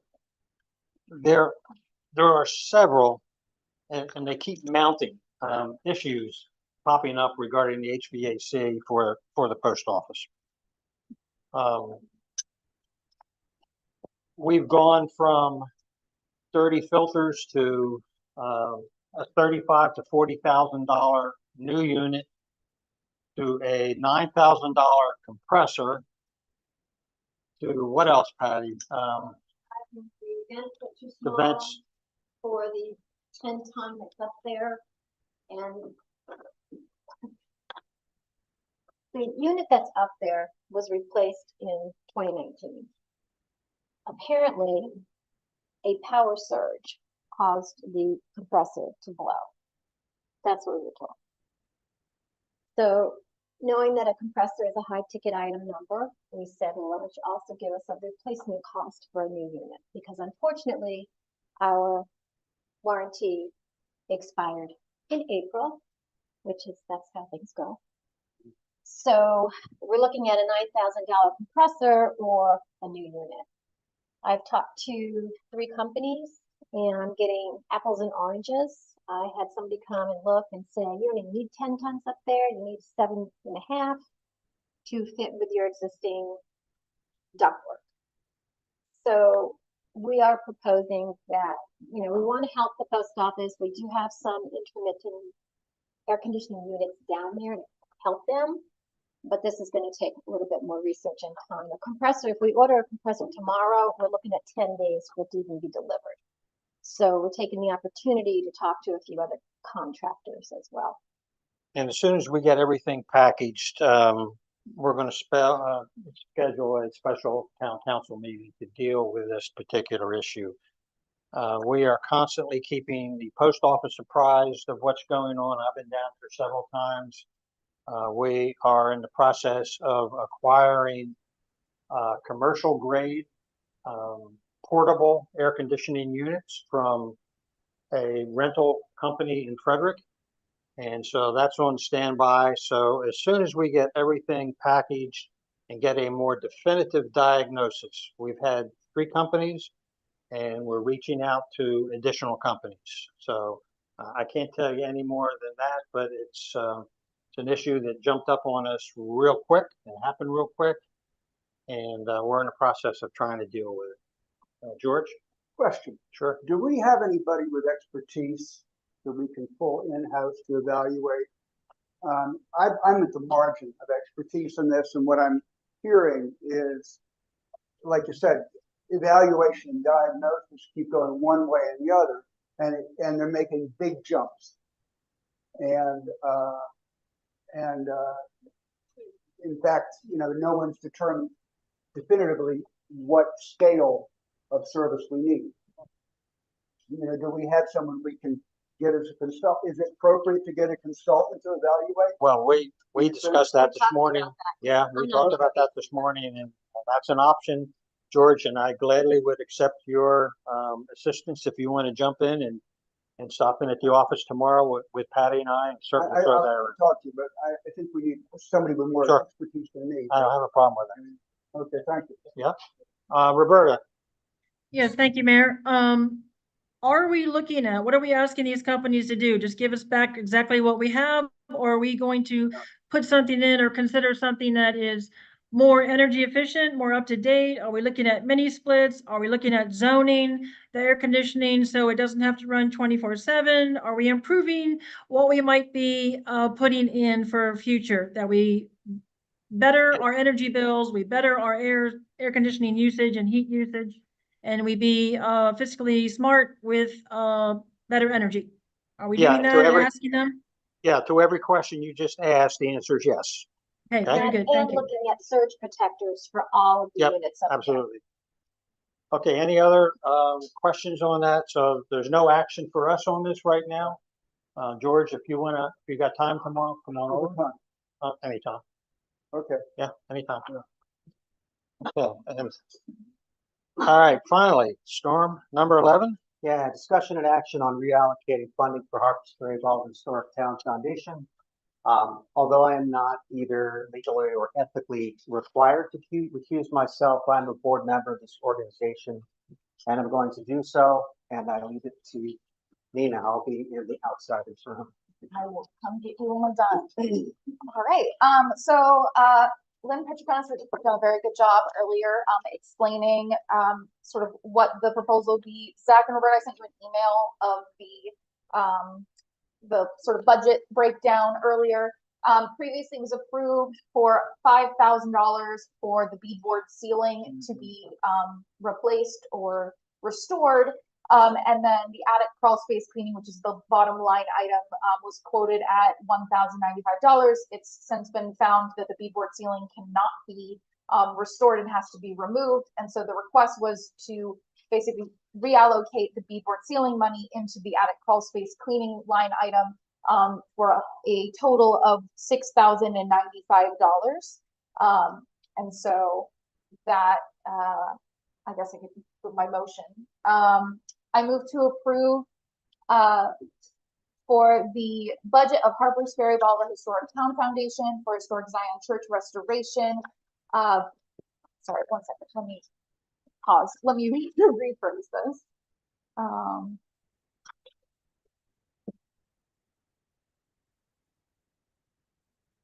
Okay, I move to approve the reallocation of funds for the Harpers Ferry Bolivar Historic Town Foundation for Historic First Zion Church to move the money from the beadboard ceiling for $5,000 to be combined with the attic crawl space cleaning to total $6,095 from 906 historic preservation. Is there a second on the motion? Second from Chris. Discussion on the motion. George? Clarification. So these funds, the 5,000 and the 1,095 have already been approved. Correct. Yeah, they were approved for fiscal year 24.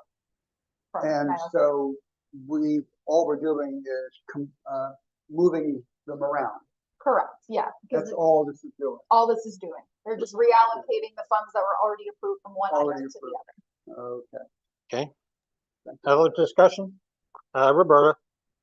Just real quick, and Mayor, I don't know if the Lynn is in the room, but moving these funds around, was that part of the $100,000 matching grant money? And so this isn't going to affect them, that they have to redefine their matching fund money, or are they still okay? I believe that's a separate effort. They have funds from quite a few different sources. I don't believe that this was part of that, but Lynn's not here, so not able to get a clarification on that. Okay, and they are doing good work, and I appreciate them being hard at finding money in other locations, so a good cause. Thank you. Any other discussion? All those in favor of the motion, raise your hand. Opposed? Roberta, are you opposed or for?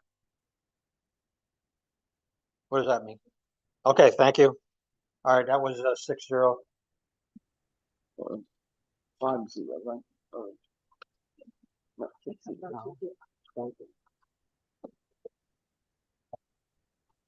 All right. Police Department don't have a report. The ordinance, you have that report. Any questions, let me know.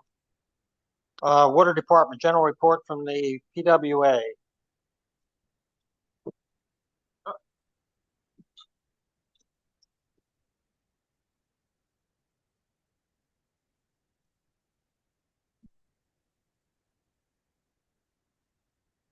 So, statistics for April, we filtered 5.7 million gallons. Of that, the plant used about 500,000, so we had about 5.2 million gallons of water available, basically for distribution. We billed for 3.3 million, so our unaccounted unaccounted percentage was 37%. Okay, that was the month of April. Storage tanks ranged anywhere from 71% to 93%, an average of 82.5%, median about 81%. So that's pretty much what we have been running consistently at. We produce for 30 days, every day in the month. We are currently working on our annual consumer confidence report. We hope to put that out in the June 1st billing. It has to be out in consumers' hands by the end of the fiscal year. So if necessary, we will get it out by the July billing, but due to July billing a few days early. We are working on sludge removal. This was one of the things that Deb mentioned that we've kind of held off or pushed back, but I'm pretty confident that we will be able to get that going soon after the start of the fiscal year. We are currently working on our source water protection plan renewal. That's a 3-year renewal. It actually was due the end of April. We have a 1-month extension on that, so that's going to be presented to the public tomorrow, Wednesday, as part of the Water Commission meeting. We've also put together an emergency response plan that was with the help of Alan Martian with RCAP. I would like to speak briefly to some of the interest regarding the Hilltop plan earlier tonight. We did receive a plan to review from their engineering firm, Gordon Associates, And they have very patiently been awaiting our review and response. And we did pass that to Second Road at GD&F, the engineering firm that the town works with on water matters. He gave us some feedback, which I then reviewed. I have passed that on to to the Hilltop and to their engineering firm. So we do have a look at kind of what they're planning on the water aspects. Okay, and I think that's. Any questions for Steve, George? Last month you had an unbilled percentage, 47%. Yes. We're down to 37%. Right. Pretty good. So is there any thing to point to? Oh, we're doing a great, magnificent job. So George, yeah, you do have to appreciate that. I'm giving you a sort of a month by month, but depending upon how many days in the month, how many days we build for. We don't always build for the same number of days, depending upon, because we read the meters manually and all the rest. So that affects things. We've been working on, a couple of leaks that did come to the surface. So, that helps kind of keep things somewhat in check. I would not say though that, I would say we're maintaining. Okay, we're not losing ground, but don't take the 37% compared to last month as we turn some corner or something like that. I'm not telling you that a game changer in the works. Okay. Any other questions for Steve? That's a good question. I have a resident who asked me on a weekly basis what we fix. A weekly basis, he wants to know. And I wish I could. I really wish I could answer that. Steve, you want to jump to 3 instead of you sitting down and the mic coming up? Yeah. Okay. So, do you just want to kind of brief me on 3 before I get into it? Just. Do you want me, I can. Sure, yeah. Read Yeah, those. please. I'm sorry. I'm answering the questions correctly. Discussion action regarding PFAS update. Okay. About adding maybe a Okay. one pager regarding PFAS in the CCR report that's coming out shortly, just to inform. All right. So So I mentioned the Consumer Confidence Report. This is an annual report that the state requires us to produce and distribute to all the customers on an annual basis. It's for the calendar year. And one of the things that we were required to include in the report last year, we did have to include a section on PFAS because our raw water had been reported as containing PFAS. Okay, the PFOS forever chemicals. So that was reported in the CCR. We're in the midst of putting that report together again for calendar year 2023. And I have asked, and I believe it is on the agenda for the Water Commission. I have asked the Water Commission to give us some assistance in composing a section of information on PFAS. Okay, nothing is different with PFAS currently in terms of any additional testing or any knowledge that we have about PFAS at our plant. I think though that since this time last year, folks in the Water Commission, myself, we have been building our knowledge base about what the issue, the primary aspects of this issue. So the Water Commission hopefully will agree to assist with a little bit of an educational piece that can be included on the CCR. I have every intention that there will be a PFAS section on that report. That's one. 2, we're also, I mentioned, in the midst of putting together our source water protection plan. This is a renewal for the source water protection plan.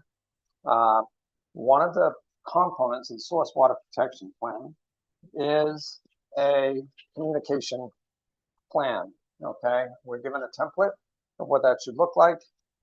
I have one here that came from the the 2019, I think this originated with the 2019 plan. By state legislature rules 64 CSR3, it requires public water systems to develop such a communication plan. So we do have a plan for communicating with the public on issues related to water threats. There is what they refer to as a TIERS reporting system, TIERS, the Tiered Incident Event Reporting System, which we agreed to follow. There's various levels: announcement, boil water advisory, cannot drink, do not use, emergency water cannot be used for any reason. Quite honestly, the PFAS at this point is in that announcement level. We are following the plan. We are following the state's guidance on what we are doing to notify or notice the public on the matter. We were notified by the West Virginia Department of Health on April the 15th of this year that, quote to this, says this letter is intended to act as West Virginia Department of Health's authorization for the U.S. Geological Survey to sample the public water system's finished water for the presence of PFAS and to notify the public water systems listed below, which we are one of, that U.S. Geological Survey personnel will be contacting them to schedule sample visits. So we expect to be visited sometime between June and September of this summer. This issue, we are on top of the issue. We are actively involved in what the state is promulgating the EPA regulations down to the water systems. That is what we're following. And like I said, we're following that. We're following a communication plan we already have in place. So to deviate from that plan at this point is not something that that I would recommend to the council. I have not had the opportunity. This meeting came before the Water Commission meeting. My position, my discussion with the Water Commission would be different. I think I've had ample opportunities to talk with Mike Brock, the chair of the Water Commission, on this issue. So my recommendation to the Water Commission would be the same. I could not tell you what their recommendation to you, the council, would be, because I'm not privy to that. Okay. Any questions for Steve? Okay. Thank you, Steve. Okay. Mike? Yeah, just quickly, my head's been so much in regression equations that I forgot that I had to get something on the agenda beforehand. So this is in the way of information. We have had at our last meeting 2 requests for waiver of the capital capacity fee. We have considered those requests, and we will make a recommendation at the next meeting of the town council. So that's coming your way.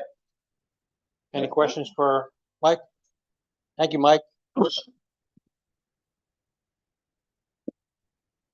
Planning Commission report. Zach, you're going to handle, as I understand it, Roman numeral 1, number 2, and number 3. Is that correct?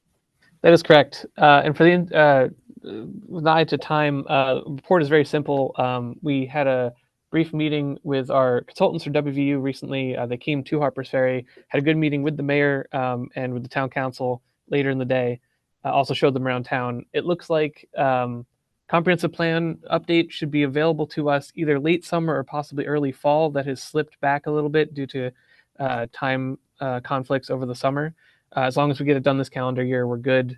It's shaping up to be kind of a lengthy document, but there'll be plenty of time for both the public and town council to review it before we approve. And that's the extent of the initial report. So is it all right if we move on to the next item, which is wrong document. Discussion and action on town council approval of plat for proposed lot line adjustment on block LL. We're looking at lots 5 and 8 and lots 4 and 9 on Fillmore Street. This is a request that came to town council, or sorry, that came to planning commission a couple months ago.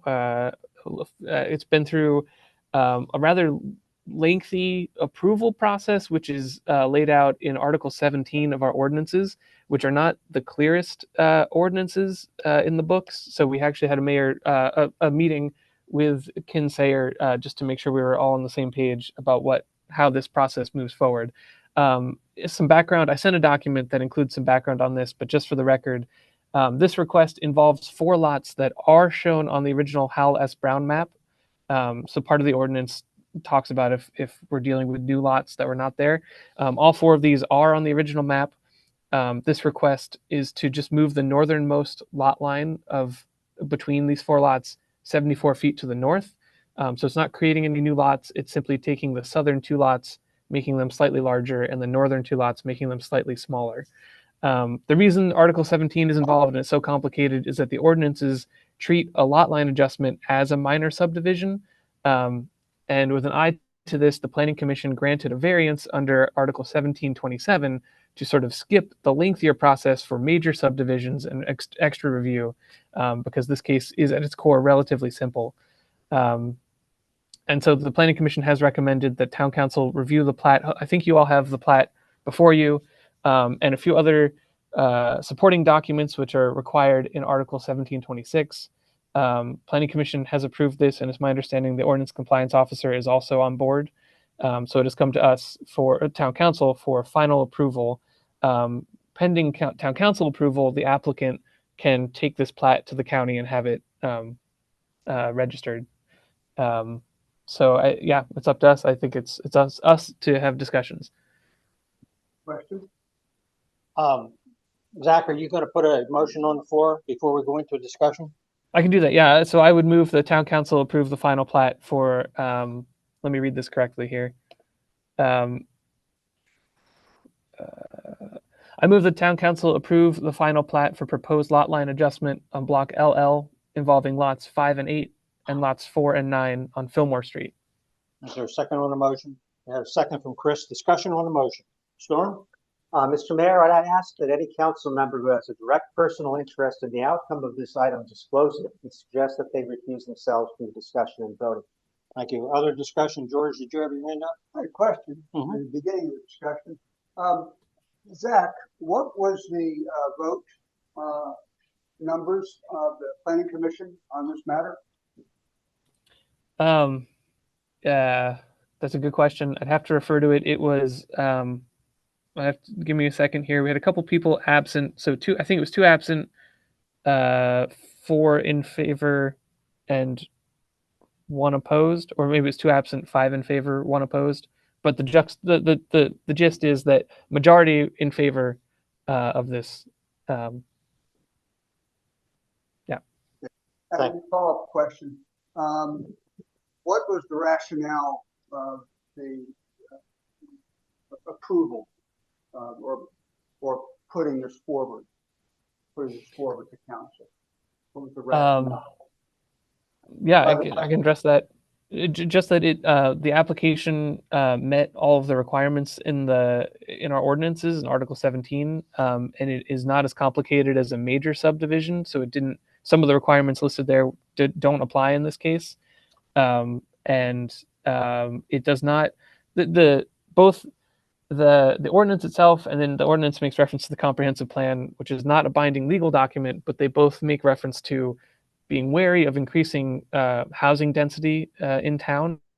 And this particular case, because no new lots are created and all 4 lots in their current state are technically buildable, it does not increase the number of buildable lots. It simply moves a lot line between 4 existing and buildable lots. So it does not increase housing density.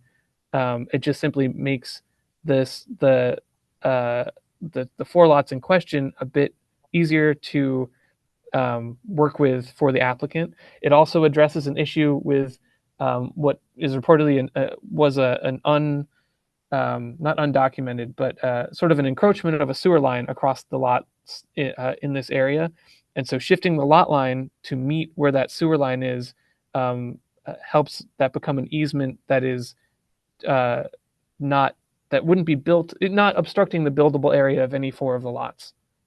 Okay, Zach, I'm very sorry to keep beating on this, but a public comment was made that led me to suspect that in fact the Planning Commission had not approved of a lot line change, but found nothing objectionable in the application.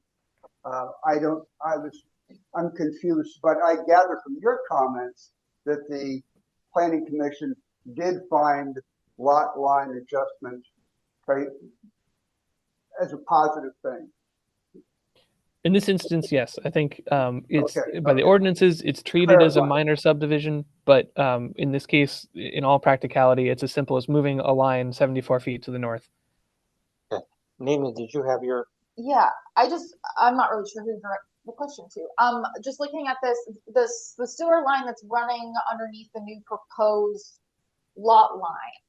I'm assuming that this now makes it, because you can't build within a certain number of feet within the edge of the property line, that this makes it so that it can't be buildable. Is that sort of what's being, you can't build over it? Is that what's being implied by it being easier for an easement?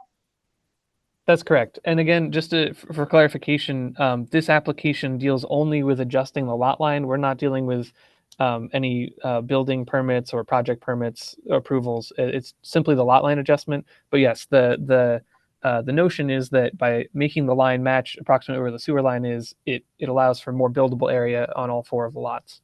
Is the utility that has the sewer line there aware of the proposed adjustment to the lot line? Not to my knowledge, but I don't think that that factors in this case. What was your question, Nina? Sorry. I was just wondering if the PSD is aware of the lot line adjustment just because of the proximity to the sewer line. Well, that's. Oh.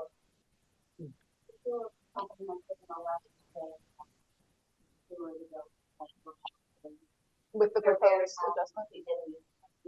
Okay. Roberta, you've had your hand up for a while. Yes, thank you, Mayor. And I'm going to read a statement into the record. Again, the Planning Commission did review this. I was the no vote. I do not have any interest in this. The only thing I have to gain is possibly a new neighbor. So I, Roberta N. Mead Curry, also a planning commissioner and as town council of the Corporation of Harpers Ferry, cannot approve or support the request of the applicant of this property for the minor subdivision review under Article 1727 for lots 4, 5, 9, and 8 of Block LL for the following reasons. The application requests and documents fail to comply with the codified ordinances of Harpers Ferry, Part 17, Article 2017, Section 1727.01 and 1727.02, paragraphs A, B, C, and D. Approval of this application and request is not in compliance with these paragraphs, and forwarding same to the public hearing held by the Planning Commission was in disregard to the legal advice received by Harpers Ferry Town Attorney, and the application was not complete and did not meet the West Virginia Chapter 8A, Article 5, Section 8A-5-2, paren 1, and A, paren 2, and A, paren 3. Where it doesn't meet this information is on 1727.01, it is not of unusual size or shape, nor was there a hardship presented by the applicant. No hardship or inequity has been presented. According to 1727.02, documents as presented show a minor subdivision lot line adjustment for 4 lots. Under 1727.02, the code says it can only be for 3 or less lots. So it doesn't meet that criteria. Because it fails to meet that criteria, it had to be processed as Articles 1722 through 1726. Under 1727.02, lots are required to have all off-site improvements in place and approved by the town. Only the 2 lots in the front along Fillmore Street have this in place as far as we know. It does not show that on the drawing. The lots in the rear do not have any infrastructure whatsoever other than the possible sewer line that might be there. Under 1727. We're losing you, Roberta. Can you face the mic? It's okay. I'm sorry? We're Talk- losing you. Yeah, talk in the Face microphone, Roberta. The microphone's don't right here start by my all over. laptop. I'm sorry, it's just, okay. 1727.02A, proposed easement cut through on Fillmore Street to rear lots creates non-conforming lots. So therefore the lots no longer have a 60-foot frontage. They have a 50-foot frontage. We did not address that. What happens to the setbacks now? We're creating non-conformities. Under 1727.02 paren B, only the 2 lots along Fillmore Street meet this requirement.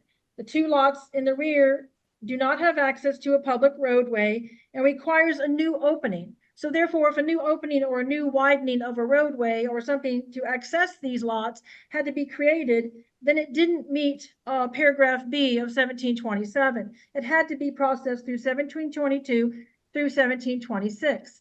Furthermore, paragraph 1727.02 paren C, proposed plat plan presented was not accurate. Existing sewer line is not an easement. It's never been recorded. It is an encroachment. So it needed to say encroachment on the drawings. Also, too, this is not a final plat plan. If you look at our definition of preliminary plat plan versus final plat plan, in our code, the preliminary plat plan has to have certain information on it. And I'm looking at 1726.03 and all the information that has to be on the drawing. So what I'm really doing is cautioning town council. If they are going to approve this tonight, then I suggest they have the applicant do all of the things on the document that they're supposed to do, especially under 1726.03 for a preliminary plat, paragraph A. They must show all the water mains, all the sewer mains, all the storm drainage, all the street and sidewalk improvements, all the electrical lines. It goes on and on. It's a long list. The drawing presented tonight to you doesn't meet the preliminary plat definition for having all the contents, nor does it meet the final plat plan content. So I caution town council to approve this tonight because it doesn't meet the criteria. Okay, I have 4 minutes left, 4 seconds left. So I cannot, I caution you to maybe postpone approval of this until the drawing is brought up to speed to meet the preliminary plat and the final plat presentation. This is not simply a lot line. It involves more than the requirements. It doesn't meet 1727, all paragraphs. So therefore we should not approve this. I am really cautioning the town council to really, let's get our ducks in a row. I understand what this applicant wants to do. I encourage the development of these lots, but we have to do it per our code. Our legal attorney said our codes are really tough, and it's too bad that they can't help this applicant meet an easier format of processing under 1727. Because they don't meet those criteria under 1727, they have to go through 1722 through 1726. I urge council to really understand what is before you tonight before you make a mistake. Thank you. Thank you. Any other discussion? Storm, this is your second and last. Yes, may I ask just a couple of questions of Zach? As head of the, Go ahead. did the planning commission approve this? Yes.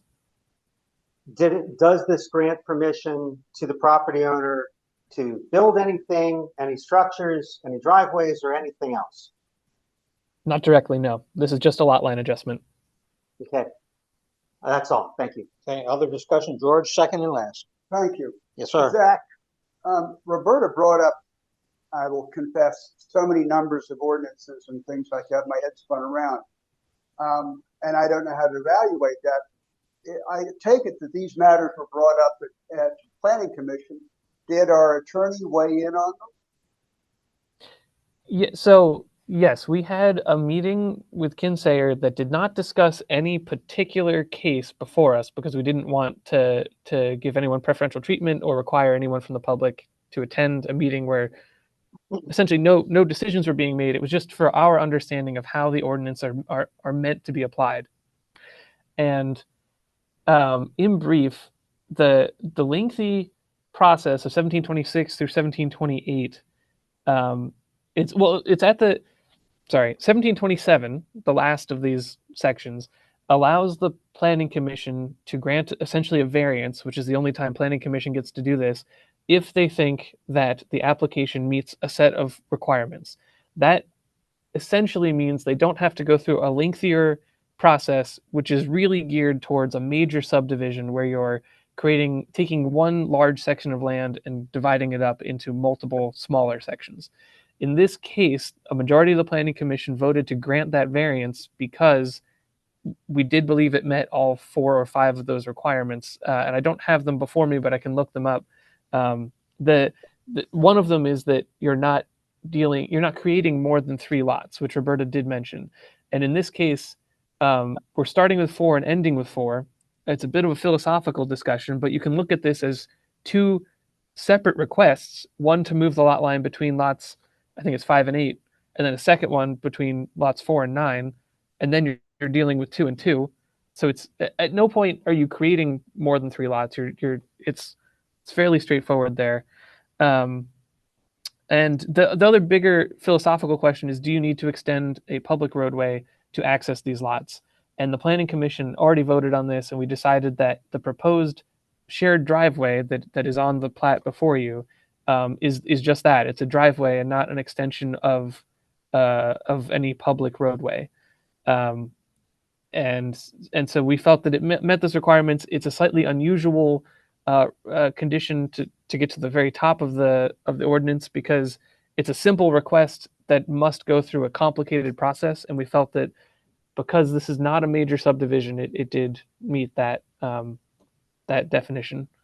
So yes, Planning Commission approved the short version, which means that rather than having a preliminary plat and a final plat, there was just one plat involved, which Planning Commission voted to pass on to Town Council, and now Town Council has, which will become final if we vote for it. Thank you, Zach. Chris? Yep. This is a kind of a question for Zach for the future, and I'm not looking for an extended answer, just kind of a basic start on this. You mentioned the complications of our ordinance on this issue. Did Planning Commission or our lawyer feel that we need to do some revisions in this area for the future?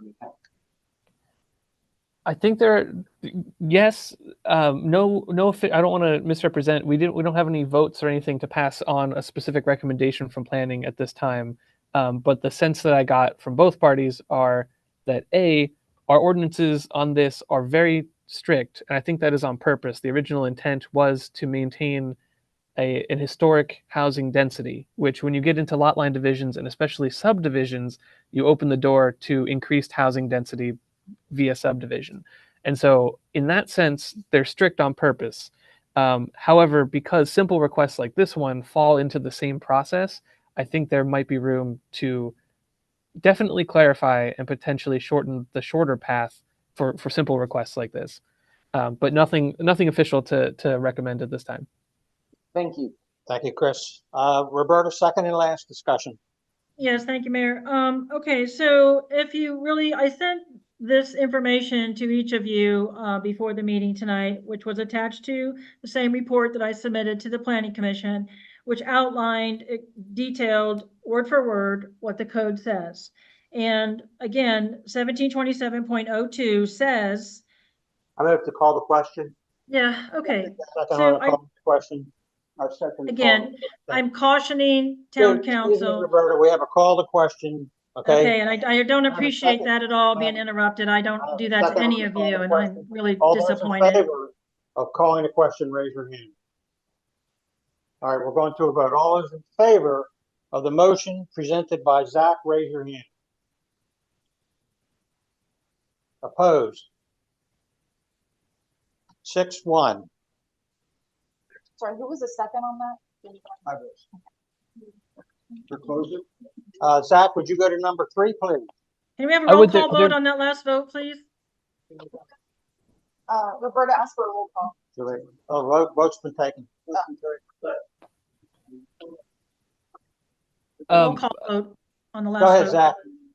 Before moving on, there's one thing I think we should address that in defining a final plat, our ordinances do have a requirement that it be submitted on physical paper on Mylar, which is it's an outdated requirement, but it is in the ordinances. So we need a motion for town council to grant an exception to that, because I believe we have them. They're just digital now. They're not. We have digital copies and we have paper copies, but they're not on the old Mylar format that the ordinance requires. So I move to dismiss the Mylar requirement for this lot line adjustment. Second. We have a second on the dismissal. Any discussion on the motion to dismiss? Roberta? Yes, are we allowed to do that? I think we should maybe talk to Ken Sayer. We're basically going against our code blatantly as a requirement. Our ordinances aren't changed. So therefore, are we opening ourselves up to setting a precedent and going down a rabbit hole we don't want to go down by avoiding our own codes that are in writing, our own ordinances, just by waving them away? We can't start this precedent about waving things away in a town council meeting. That's not how it's done, gentlemen. We have laws in place, and this is a law. It is outdated, like our legal counsel told us. It's unfortunate we're not caught up on the current way drawings are submitted. So I don't think town council has the power to wave away a law like this just because we can, or because we're just going to take a vote tonight. I think that's probably illegal. Okay. Any other discussion, George? We're not altering the law. We're creating an exception instead. Thank you. Thank you. Other discussion? All those in favor of the motion, raise your hand. Opposed? 6-1. Okay, go ahead, Zach, with number 3. Thank you. Yes. So number 3 is discussion action on town council approval regarding a walking trail adjustments on Cliff Paper Street North by Trail and Town Alliance. This is a request that came to the Planning Commission, and that Planning Commission did approve to send up to Town Council for Town Council approval. It involves well, Chris and Jacob, who might be in the audience, can do a better job on the details. But in general, there was an unofficial trail that exists it crossed part of private property back up near Cliff Street North.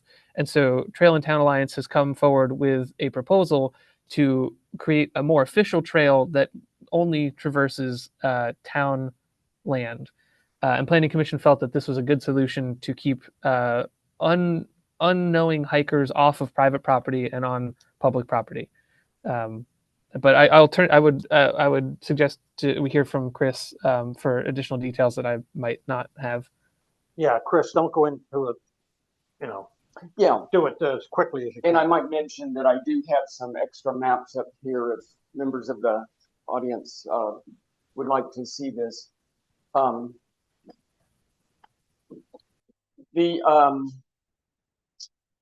Trail in Town, as you know, has been developing a system of trails in Woodpecker Woods.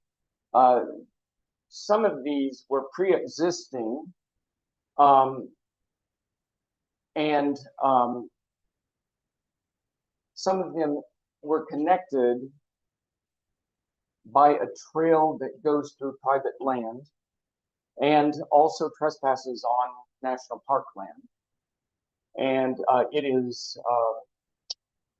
is used, it continues to be used, even though at some entrances to that connection, the property owner has posted no trespassing sign. So Trail in Town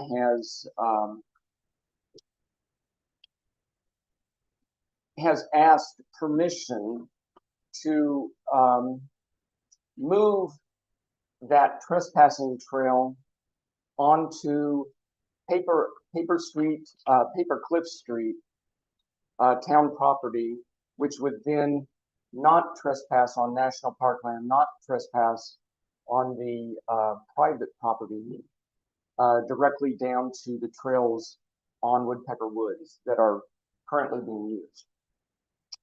And as part of that project, also, Jacob, who's here tonight, has proposed that we also block the entrance to that trespassing trail. He's already tried to do that to some extent, kind of lightly, those blocks keep getting moved because the alternative is not very clear, not very developed currently. Jacob, do you want to add to that? Well, a big point to note on here is the black X on the map indicates that no trespassing. Can you have a microphone on, please? We can't hear him. And Jacob, just kind of go through it as quickly as you can. Okay, so the black X on the map indicates no trespassing sign, which was erected last year by the property owner, that has gone missing. Someone was unhappy, I guess, and threw it over the cliff or something. I don't know. But it's gone missing, so that has caused an additional problem because, as you can see, another social trail has developed by people trying to be legal and not trespass, who have been going around the boundary markers which the surveyor put out. But now when people approach from the northern end, since there is no longer a no trespassing sign, people are again trespassing. So from the bottom, they're trying to go around still, and from the top, they're trespassing. So essentially, if we create something more legitimate, it would be much clearer to anyone hiking where to go and would prevent them, hopefully, from trespassing any further. So, any other discussion? George? Well, Steve has a great idea. I'd like to ask if where the H is, where you're entering park property, yes, if that is an H. That's just the symbol meant to represent the bench. There's a bench there. Yeah. All right. It's a bench in the shape of an bench H. Where you're entering park property, have you guys received permission from the park to do so? We're asking the town council to approve something off from town property that then dumps into somebody else's property. Maybe they're willing, maybe the Park Services is willing, but it would be really nice to have a piece of paper in hand for the mayor to be able to splash this out and say, yeah, we can do it. The answer to that is no, we have not received permission. We met with Andrew, with Tanya Gossett, and with Ryan Levin just, I think, the day before Tanya left the park as acting superintendent.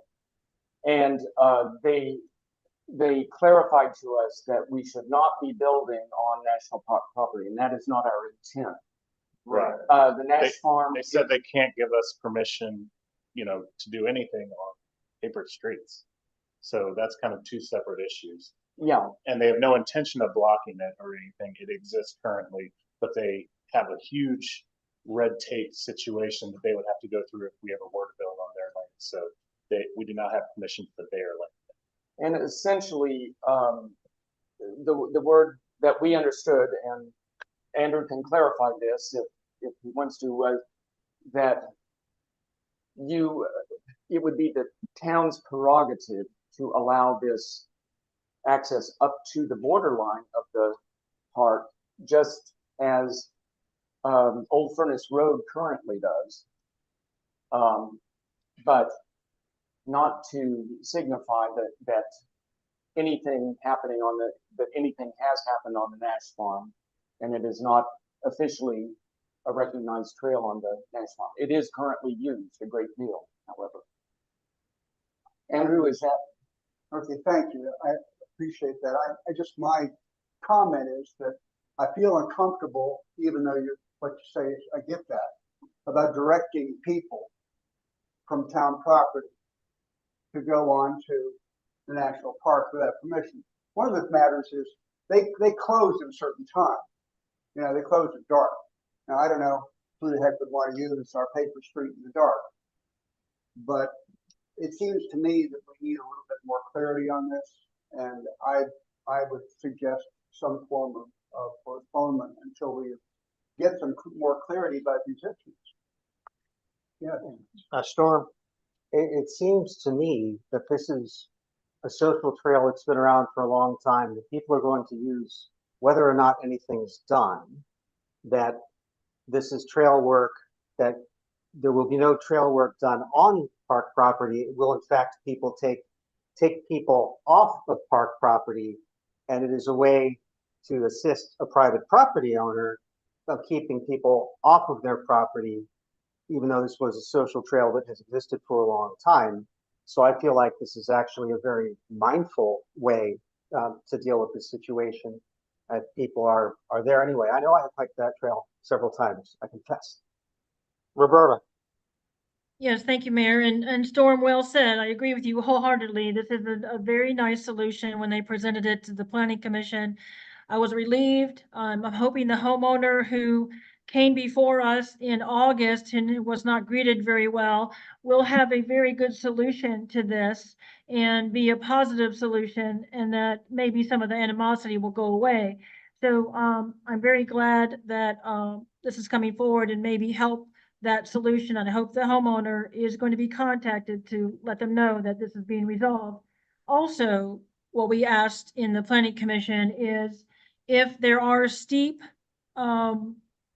river valleys or a steep incline, and I think you had mentioned there is a small portion of this trail that might be steep, that you work with Parks and Rec and get a permit or some kind of survey so that we get it done right. You go through the mandated process that Wayne Bishop brought forward through Parks and Rec to make those corrections to that trail properly. We get it surveyed, we get a hold harmless agreement done, whatever we need to do to protect this town. And I would hope that you would do that on good faith and good effort for this project. I think it's a great solution, and thank you.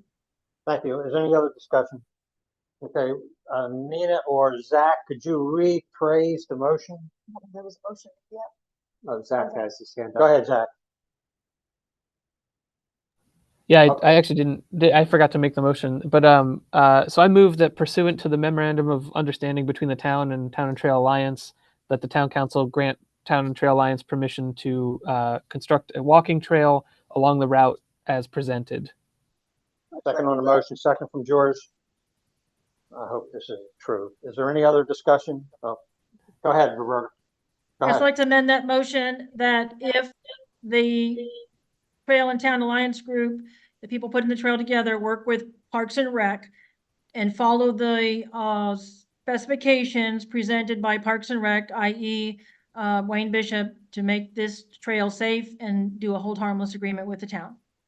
Is there a second on the amendment? Amendment fails for lack of second. Oh, Zach was seconding it. I'm sorry, Zach, did you second? I can second it. I'll accept that amendment.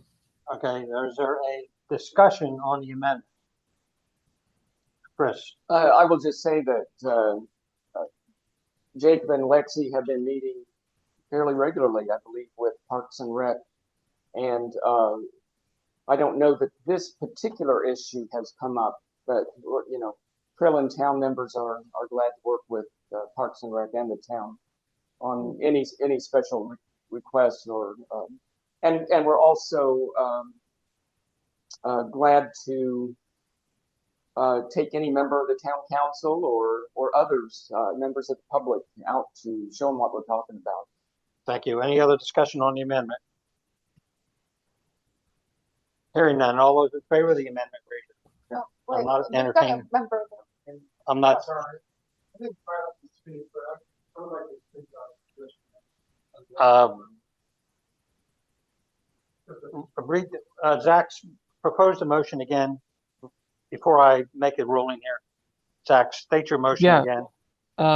I think I said pursuant to the memorandum of understanding between the town and Town and Trail Alliance, town council grants permission for Town and Trail Alliance to create the walking path as following the path that has been presented.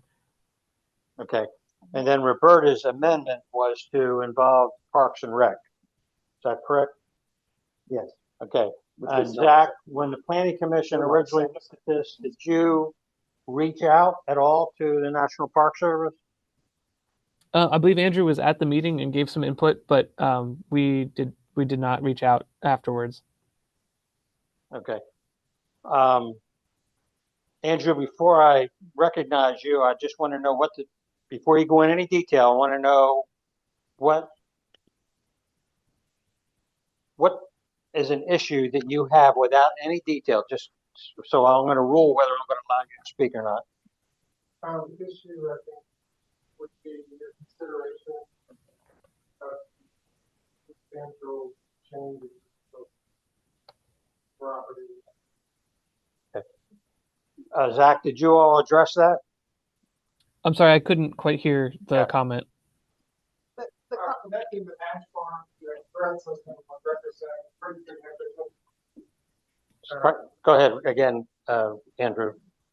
Connecting the Nash Farm to a trail system would represent a pretty significant change to the use of the Nash Farm. If this were Park Service property, we would probably have a more thorough investigation of some of the impacts.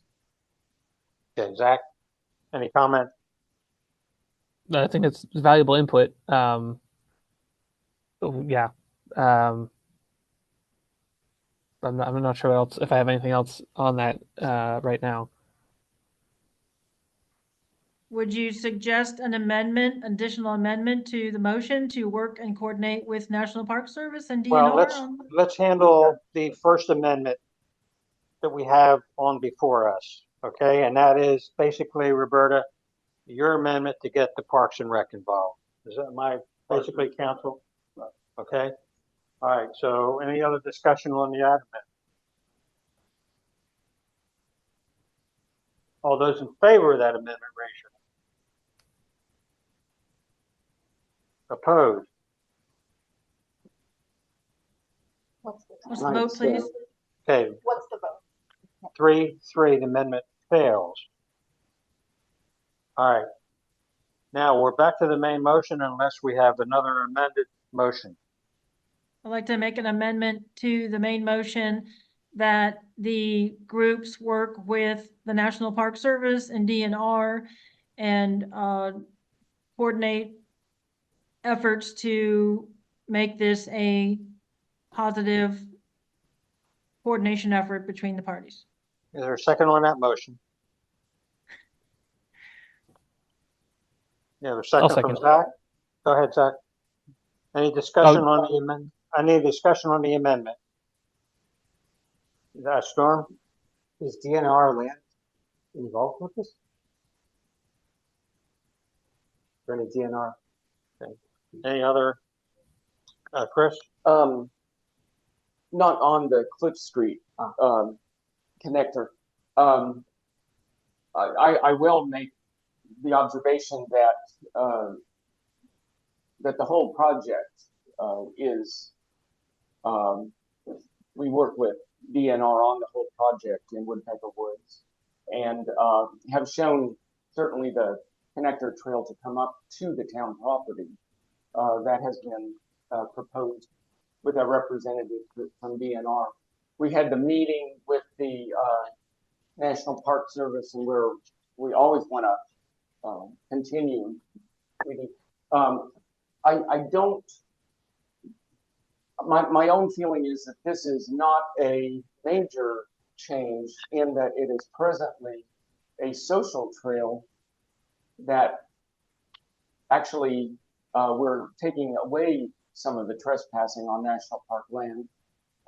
It is like all of the trails that are being constructed in Woodpecker Woods. It's about a 2-foot wide dirt path.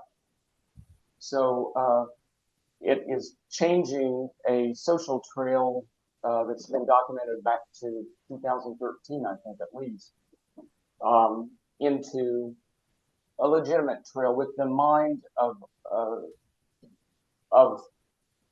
preventing erosion, making it safe for trail users who are there no matter what happens tonight. And that's what I'd say. Thank you. Any other discussion? All right, we have the main motion, which was put on the floor by Zach.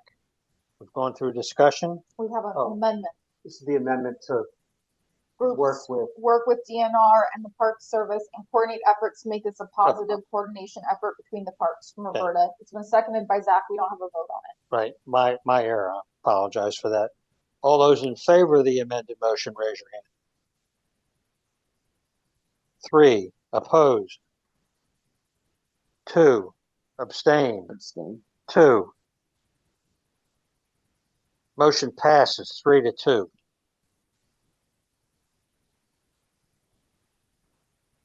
Now, main motion as proposed by Zach. All those in favor of the main motion, raise your hand. Opposed? 6-1 passes. ORC committee report. Roberta?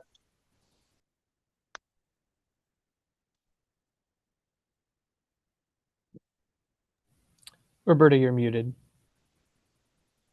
Sorry. Thank you.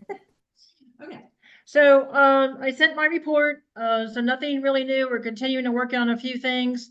I'll make this fast because it's getting late. You can read it before you. There's no new business before us, and our next meeting will be scheduled.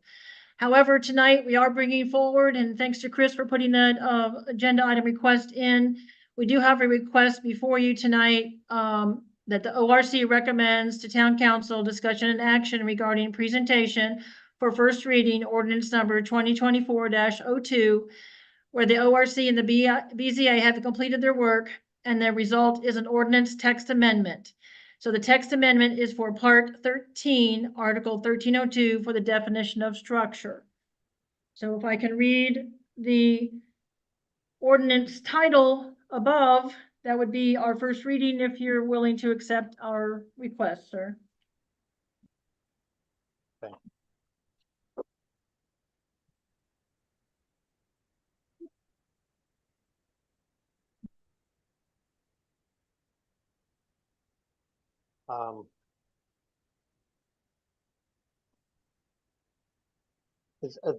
Roberta, this definition of structure, is this contained in that ordinance with all the other definitions?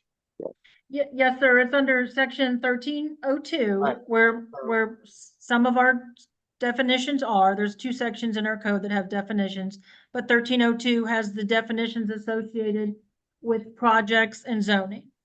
All right, I'm just questioning the utility of having a first and second reading for a minor change to a single definition. It's required. George? Well, other than it would, this is brought to our attention because there was a lot of ambiguity in BZA, planning, and so on about this, and it could be a weighty matter. And it was felt, that's why the ORC, that's why we took it on, spent a lot of time on it, Chris and Roberta and myself, that we get it right to avoid weighty problems. I mean, that's So there's a real. that's That's a short version. okay. So I know it sounds like a small matter. yeah, that's And- fine. I mean, I just and- raised and- the point. And Mayor, because it's a minor adjustment to our ordinance, it's basically just a text amendment. It does require a first and second reading. What it doesn't require is a public hearing. I move Right. to approve the first reading of the revision definition of structure in town ordinance 1302. Second on the motion, second from George's discussion. Roberta, my discussion was this a consensus of ORC? Yes, sir, it was. And I'd like to thank Lynn Petriconis, Bart Wheatley, Ed Wheelis, and everyone on the BZA who helped put this together and did their research, and David Okay. Simmons as well. So, Thank you. Other discussion? All those in favor of the motion, raise your hand. well, can we Opposed? have discussion? I need discussion. Are we We having got a a second. vote to read it into the record as first reading? Is that what we're voting on? Correct, yeah, to reading in the Just to record. read it? Correct. Oh, Okay, but I have proposed text changes, so if I read it into the record as first reading, But- Point of Wait a minute, It's Roberta. a Yeah. reading of revision. I have, yes. we're having what I- discussion. What my motion was to approve the first reading. We did. Of the revised definition. Yes. Correct, Revised yeah. definition. That's what we voted on. So sorry, that's not reading into the record. That's going into the process. Revised reading. Like reading into the Okay. record does not do anything. Okay, point of order, information. State your So, point. okay, if I read this in as the first reading, what I need is to consider some language changes, okay? And so at what point do I present language changes in this process? I'll say my assumption was what you submitted was Yeah. what you wanted to be voted on. Otherwise, we haven't seen anything and it wasn't what was approved by ORC. Well, and we understand that during the first reading, we can make proposed changes. And I'm gonna call out the bottom of the ordinance I presented has the wrong number at the bottom. Okay, and then, I sent Roberta, 2 let- copies. Yeah, Roberta, let's not overly complicate something here. Usually when we have a first reading, Uh-huh. you just read basically the title of the ordinance. You don't read the entire ordinance, Right, just like we did earlier this evening with the bond. I right, mean, I didn't read the whole bond, so right. Nina? Clarify.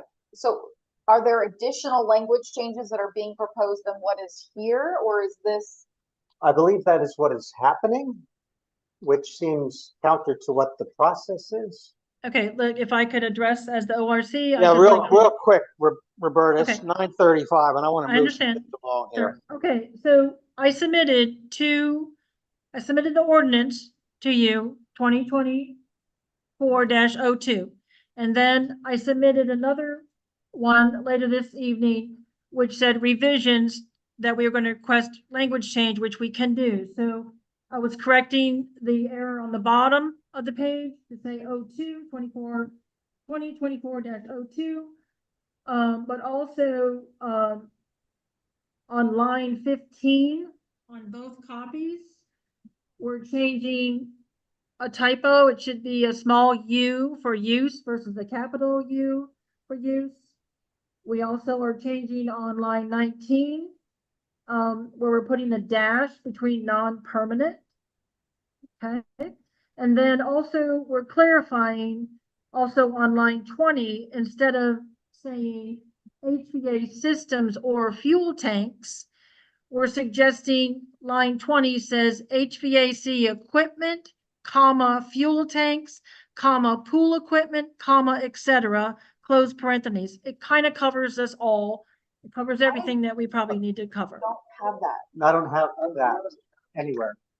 Yes. Okay, I sent both of them tonight. At what time did you send it? Probably like 5:30. I'm seeing 538, which is the version we have in front of us that does not have line 20 adjustments. And then I'm seeing another email at 6:20 that's related to the lot lines. I'm not seeing the other language change. Okay, well, if you can listen to what I'm saying and what I'm suggesting. So if you want me to repeat it again on line 15, we're making a typo change for the word use, changing the capital U to a small u. Okay. That was in the draft you sent. Okay, we got that. Okay, line 19, we're putting a dash or a hyphen between non-permanent. And you're striking. That's already on the ordinance. That stays the same. On both copies, it stays the same. We're striking such things as garden ornaments or other. Right. That is All stricken. right, go to line 20. Line 20, what we're adding in there is we would say, or mechanical systems, parentheses, HVAC equipment, comma, fuel tanks, comma, pool equipment, comma, etc., period, close paren, period. So it kind of covers all of our little outstanding equipment. We have that in the draft. You guys It's have not it- in this. Oh. I see. I don't Okay, have that. is there anything beyond that parens, or is that the last difference between what we have? Oh, it's on the, if you check the email that you got at 6:30, that's the, or the 5:31, that's the one that's got it. Is there anything further? that's Just on the different? bottom of the page, I didn't fix the number. It should say ordinance 2024-02 instead of 01. All right, council, let's look at it this way. We have already approved the first reading. Agree? All right, we just took a vote. There's going to be a second reading. Once we get all of this together, my copy is a little bit different. We can strike it down on the second reading, have ORC redo whatever at the second reading. Let's not waste it. We don't need to waste any more time. Does Well, everybody, let me, Roberta, I- let's not complicate this now. Okay, I I'm want to not, but move on. all right. Go ahead sir. real quick, okay? Okay. Go ahead real quick. Procedure is, we can make these language changes on first reading. If we go to second reading and want to make changes, then we go back to first reading. So we're just trying to expedite. If it is substantive changes, non-substantive changes such as minor articulations are We can do not tonight. included in that. Yeah, what George said. Yeah, all right. We're gonna move on. We're gonna go take the nice job that ORC did on this. And then we'll get it straightened out at second reading. This is not the end of the world, okay? Did we complete the Okay, vote? so you want me to Yeah, read I the think we title did. into the record? Go ahead, real quick, read the title. Yes, sir. I can go fast. An ordinance of the Corporation of Harpers Ferry, West Virginia, amending the Code of Ordinances of Harpers Ferry, Part 13, Project and Zoning Code, Article 1302, Words, Terms, and Phrases, amending and adopting revised definition for structure, repealing all ordinances or parts of ordinances in conflict therewith, and providing for severability, providing an effective date. Okay, thank you. All right, we're moving on to IOC. Nina? Yeah, so real quick, we have meetings next week to discuss contracts and timelines with both the website company and the logo company. I'm waiting on the confirmation for those meeting dates and times, but we'll have agendas posted once they're confirmed. Budget and finances reviewed, proposed fees, and for both project, and we have budget for both projects. So the next step is finalizing the contracts, the timelines, getting signed off on those contracts, and then we'll start the development process. Once we have feature sets and timelines decided, we'll be hosting an information session so the public can more easily view what we're working on and provide feedback. So looking forward to collaborating in the coming weeks as we continue to move forward. Thank you, Nina. Yep. Number 7, unfinished business update on Henry Clay Street. Number 2, fuel oil spills. Roberta, it's my information that you met with DEP officials. Is that correct? Yes, sir, and I was gonna put that into the record tonight if you'd let me. Okay, you got it right now, but real quick, I want you to go through Yes, this I'm real just gonna quick. make it verbal. Okay, yes, we met on, March 22nd. March 22nd on site. However, they didn't want me to come on site, so they met with me afterward. They met with the property owner. I do not know what was disclosed at that meeting, but they came to meet with me later. I met with both the gentlemen, and what they told us that they are ready to put forward a request to do bore samplings to see where the spill has migrated to. And also they are going to be pressing the fuel company more firmly to respond to the DEP request. So their legal department, from what I understand, is really going to be pressing hard on the fuel company. So we should know something pretty quick. That's all I have to Okay. say. Thank you. Thank you. And I'll put in addition to what Roberta just said that I've been in contact also with DEP officials. There are litigation issues regarding the fuel oil company have changed attorneys. And there are some entanglements there regarding DEP, and I think that there is still some ongoing questions regarding responsible parties. And DEP will be sending an expert to the site and is a groundwater geologist expert who will be doing, if feasible, some sampling at the site. And then again, it may not be feasible, but if that geologist slash water expert is a DEP employee, and my contact at DEP will inform me when that individual will be traveling to Harpers Ferry to determine if it's feasible to do bore samples and core samples, and I will let each of you know as soon as I find out when that's occurring. So I know that DEP obviously is not satisfied with the results of what's going on. They have repeatedly been very, very apologetic to me, but evidently they are, entwined in legal issues that their DEP attorneys are trying to work out with other litigation attorneys involved in this case. Chris?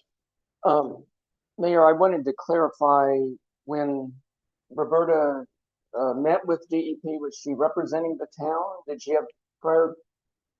Okay, Roberta, would you address that, please? Yes, I put on the record, I brought this up, per 2 months ago, now going on 3 months ago, that this agenda item be kept on the town council agenda. It wasn't put on the previous month by error. It's going to be on every town council meeting this day forward until it's resolved and we as a town know that this problem is, and I have volunteered to be the champion for that, okay? Because the residents are coming to me asking, bring this forward, what's going on, how come we don't know about this, etc. So I have volunteered to be the champion for this. I'm not representing, other than meeting with DEP and getting DEP what they said, meeting with the residents, what do you have to tell me?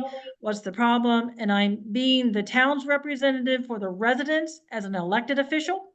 And that's my role. And that's all of our roles. We have to keep the town public safety our utmost importance, our utmost first concern. And according to NIMS training, which I just went through, and a couple other townspeople just went through, that is our primary elected official goal. Okay. We need to pay attention to the Okay. public safety and welfare of this town. Thank you. Okay, I got it. I think the question was, Roberta, did you identify yourself as a representative and representing the town council when you met with DEP? When I say I am a town planning commissioner and I am a town official and I'm going to report back what you tell me to the town. Okay? I don't want to put words in your mouth, Chris, but I believe, I'm not sure you just answered my question, but this is not an inquisition and I'm not going to go on with this. Anyway, we're just going to leave it at that. All of you can meet with DEP. All of us can meet with them. Okay, we're going to go on to the next agenda item. We're going to leave this one sit. New business, discussion action regarding approval resolution for the Corporation of Harpers Ferry authorizing participation Eastern Panhandle Consortium. Have all of you read this document? You have? Okay. You know, there are some requirements in here. Let me just say for the record that this consortium group came to Harpers Ferry. We were first confronted with this either at Joe Anderson's term or my first term, I can't remember. And it was approved for a 3-year project. And then it came before Wayne when Wayne was mayor, and Patty, Wayne approved it, correct, to support the consortium. And now they're back again because they do this every 3 years. And so it's involved all the municipalities, plus the county of Jefferson, plus the county of Berkeley and Oregon, I believe. The overseer of this entire project is the city of Martinsburg. They are asking us to be signatories on this consortium for affordable housing. I don't have a problem with that. I didn't have a problem with it years ago. I'm sure Wayne didn't have a problem with it. But when you read into the fine detail, we are required to have 3 residents serve on this council. And, you know, we have difficulty filling landmarks and planning and this, that, or the other, let alone 3 residents to serve on this council. So I don't know where I'm going with my babbling right now, but I just want us to think about, you know, if we approve this, we've got to come up with 3 people to sit on this. This doesn't cost us a dime. I think, and then we basically do not qualify because of our MHI. I know Bolivar has some HUD housing. We have none here. There are funds available. The funding is done through HUD. And some of the projects recently approved were in Martinsburg, and I believe in Shepherdstown has one. And there is currently a Habitat House being constructed with the HUD funds coming from this consortium. So, Nina, My bail proposal, me out. well, my proposal is I have a motion. I've moved to post that we're looking for volunteers for the consortium, and then in June we reevaluate. If we receive volunteers, great. If we haven't received volunteers, then we reevaluate our involvement, but then we put the call out to the community if they want to be involved. Okay. So I would second just that. to rephrase that again, just motion to move to post the position looking for volunteers for the resolution for for the Eastern Panhandle Home Consortium of West Virginia, and rediscuss the item in June. Second. I'll second that. Okay, you have a discussion on the motion? Chris? When we saw this presentation, I guess 3 years ago then, it was my understanding that this was a requirement for all towns to be involved in some way, and that this consortium was meeting our obligation rather than forming it as Harpers Ferry's own operation. Is that No, is it's that not. not correct? Yeah, no, it's not Harpers Ferry own it's a group of people that are going to be making recommendations to the mother house, which is the city of Martinsburg. They are overseeing this for everybody. We're not a member of this to get stuff for Harpers Ferry because I don't think basically we qualify for anything. I think they really like our name and saying they are supported by all of the 5 municipalities when they go to HUD for additional funding. That's my take on it. I don't know. I like that suggestion. The other is if they really want our name on it, that if we could ask them if we would not, maybe not be required to send a representative. Yeah. Well, we could reevaluate that in June. If Yeah. we do, we are able to get volunteers, great. Have If someone. not, Yeah. yeah, or maybe we can only get one person, then we can still propose that. Oh, Zach has. Zach, go ahead. I just want to make sure that by delaying this, we're not missing a timeline or a window where we have to agree. We're not under that kind of time crunch. No, I got a letter from her, Zach, and she basically says, if you don't want to participate, that's your decision. And So- the period is from July 1st as well, so Yeah. we have time. And it goes into 25. Any other Thank you. discussion on the motion proposed by Nina? All those in favor of the motion, raise your hand. Okay, we have that unanimous on that. Okay. I will propose that for motion 4B. Move to postpone the discussion and action regarding approval of the cooperative housing agreement for the Housing Consortium Cooperative between the cities of Martinsburg and the counties of Berkeley, Jefferson, and Morgan, West Virginia, and the Corporation of Harpers Ferry for our June meeting. Second. Okay, second from George. A discussion on the motion? All those in favor of the motion, raise your hand. Unanimous, Nina. Okay, we're now down to C, discussion action on LGBTQ Pride event in June. I believe that's you, Chris. Yeah, I sent this out earlier on email, but here are paper copies, and I have some extras for members here. This is, I will say, a project that is was started by Sarah McMains, a Bolivar council member, and she would like to make it a two-town event, and I expressed my willingness to work with Sarah on this. What we are envisioning is, as part of Pride Month, which is June, to have a community-sponsored, two-town community-sponsored event, Sarah has done quite a bit on this, and I've contributed some ideas. We have narrowed it down to a one evening event. The barn has offered to provide the facility rent-free. There have been some businesses offering to contribute some liquid refreshment. We're wanting to make it a family-friendly event, so probably non-alcoholic. I know that in its meeting last week, or just this past Tuesday, Bolivar allocated $300 to it.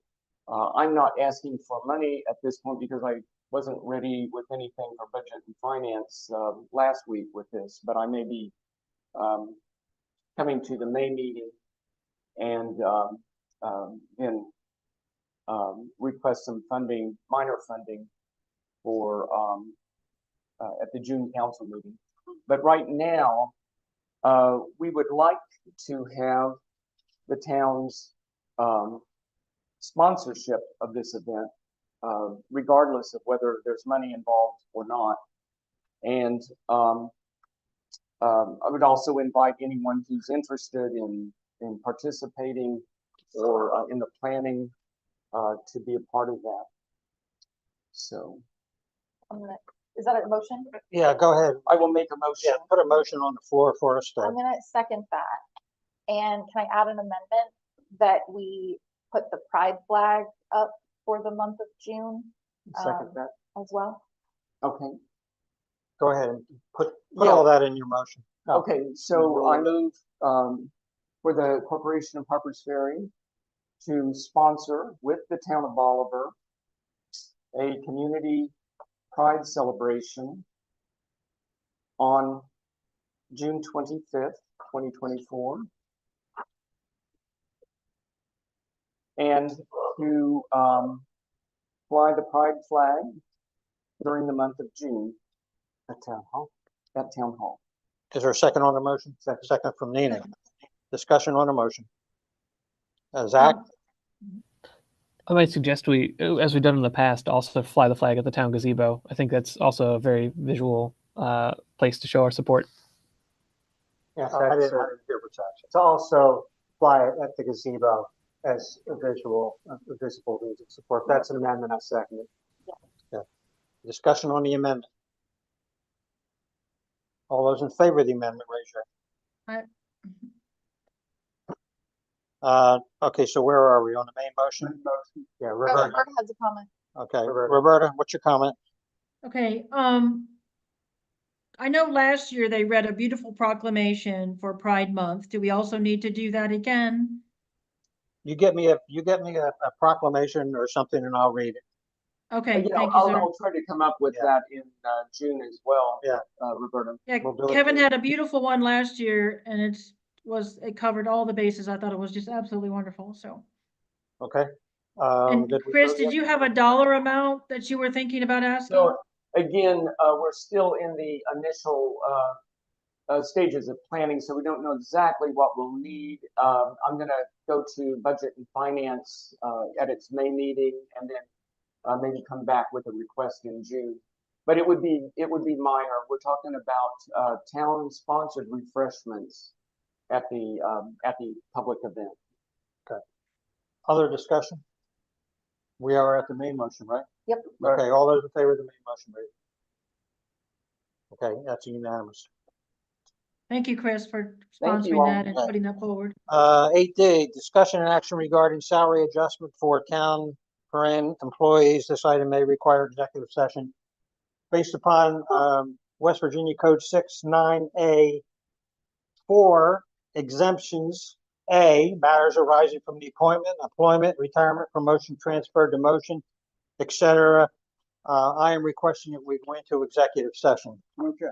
Do I have a second? Second. All those in favor of going into executive session? Opposed? Roberta, Roberta, are you going in or are you? Four. Did you? Four. Pardon me? Four. Yeah, I know what Zach's issue is, and I'll address that when we go into executive session. So, Roberta and Zach, I sent you an email with a separate, invitation. What you need to go, do is just go to that email, join the meeting in that email. That will bring you to a different meeting, right now on iPad right here. And that will be then the executive session. Then once you're done with executive session, you're gonna go back to the invitation for the meeting that you are presently sitting in and just join that one. And that will automatically take you out of the executive session and it'll push you back into this session right here. Does that make sense? Are you addressing that to Roberta and Zach?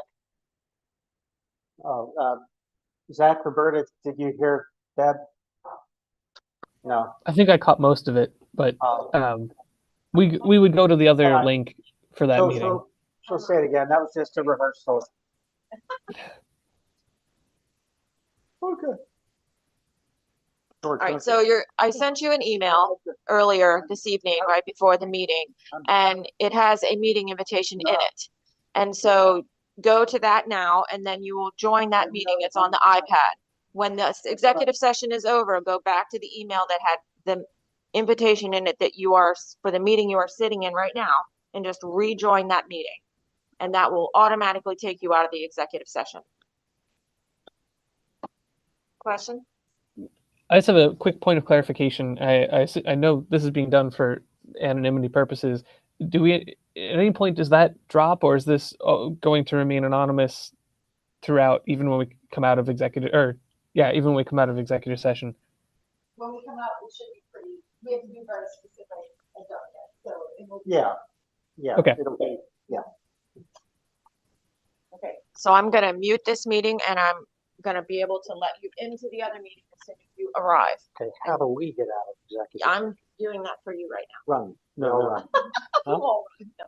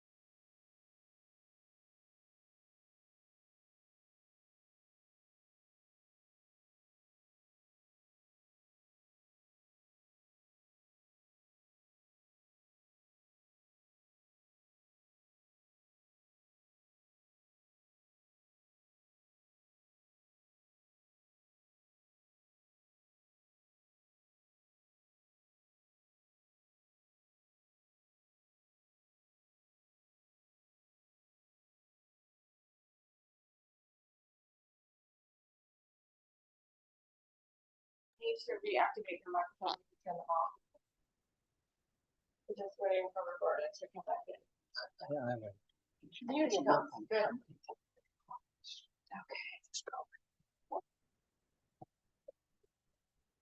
Okay, you are back to live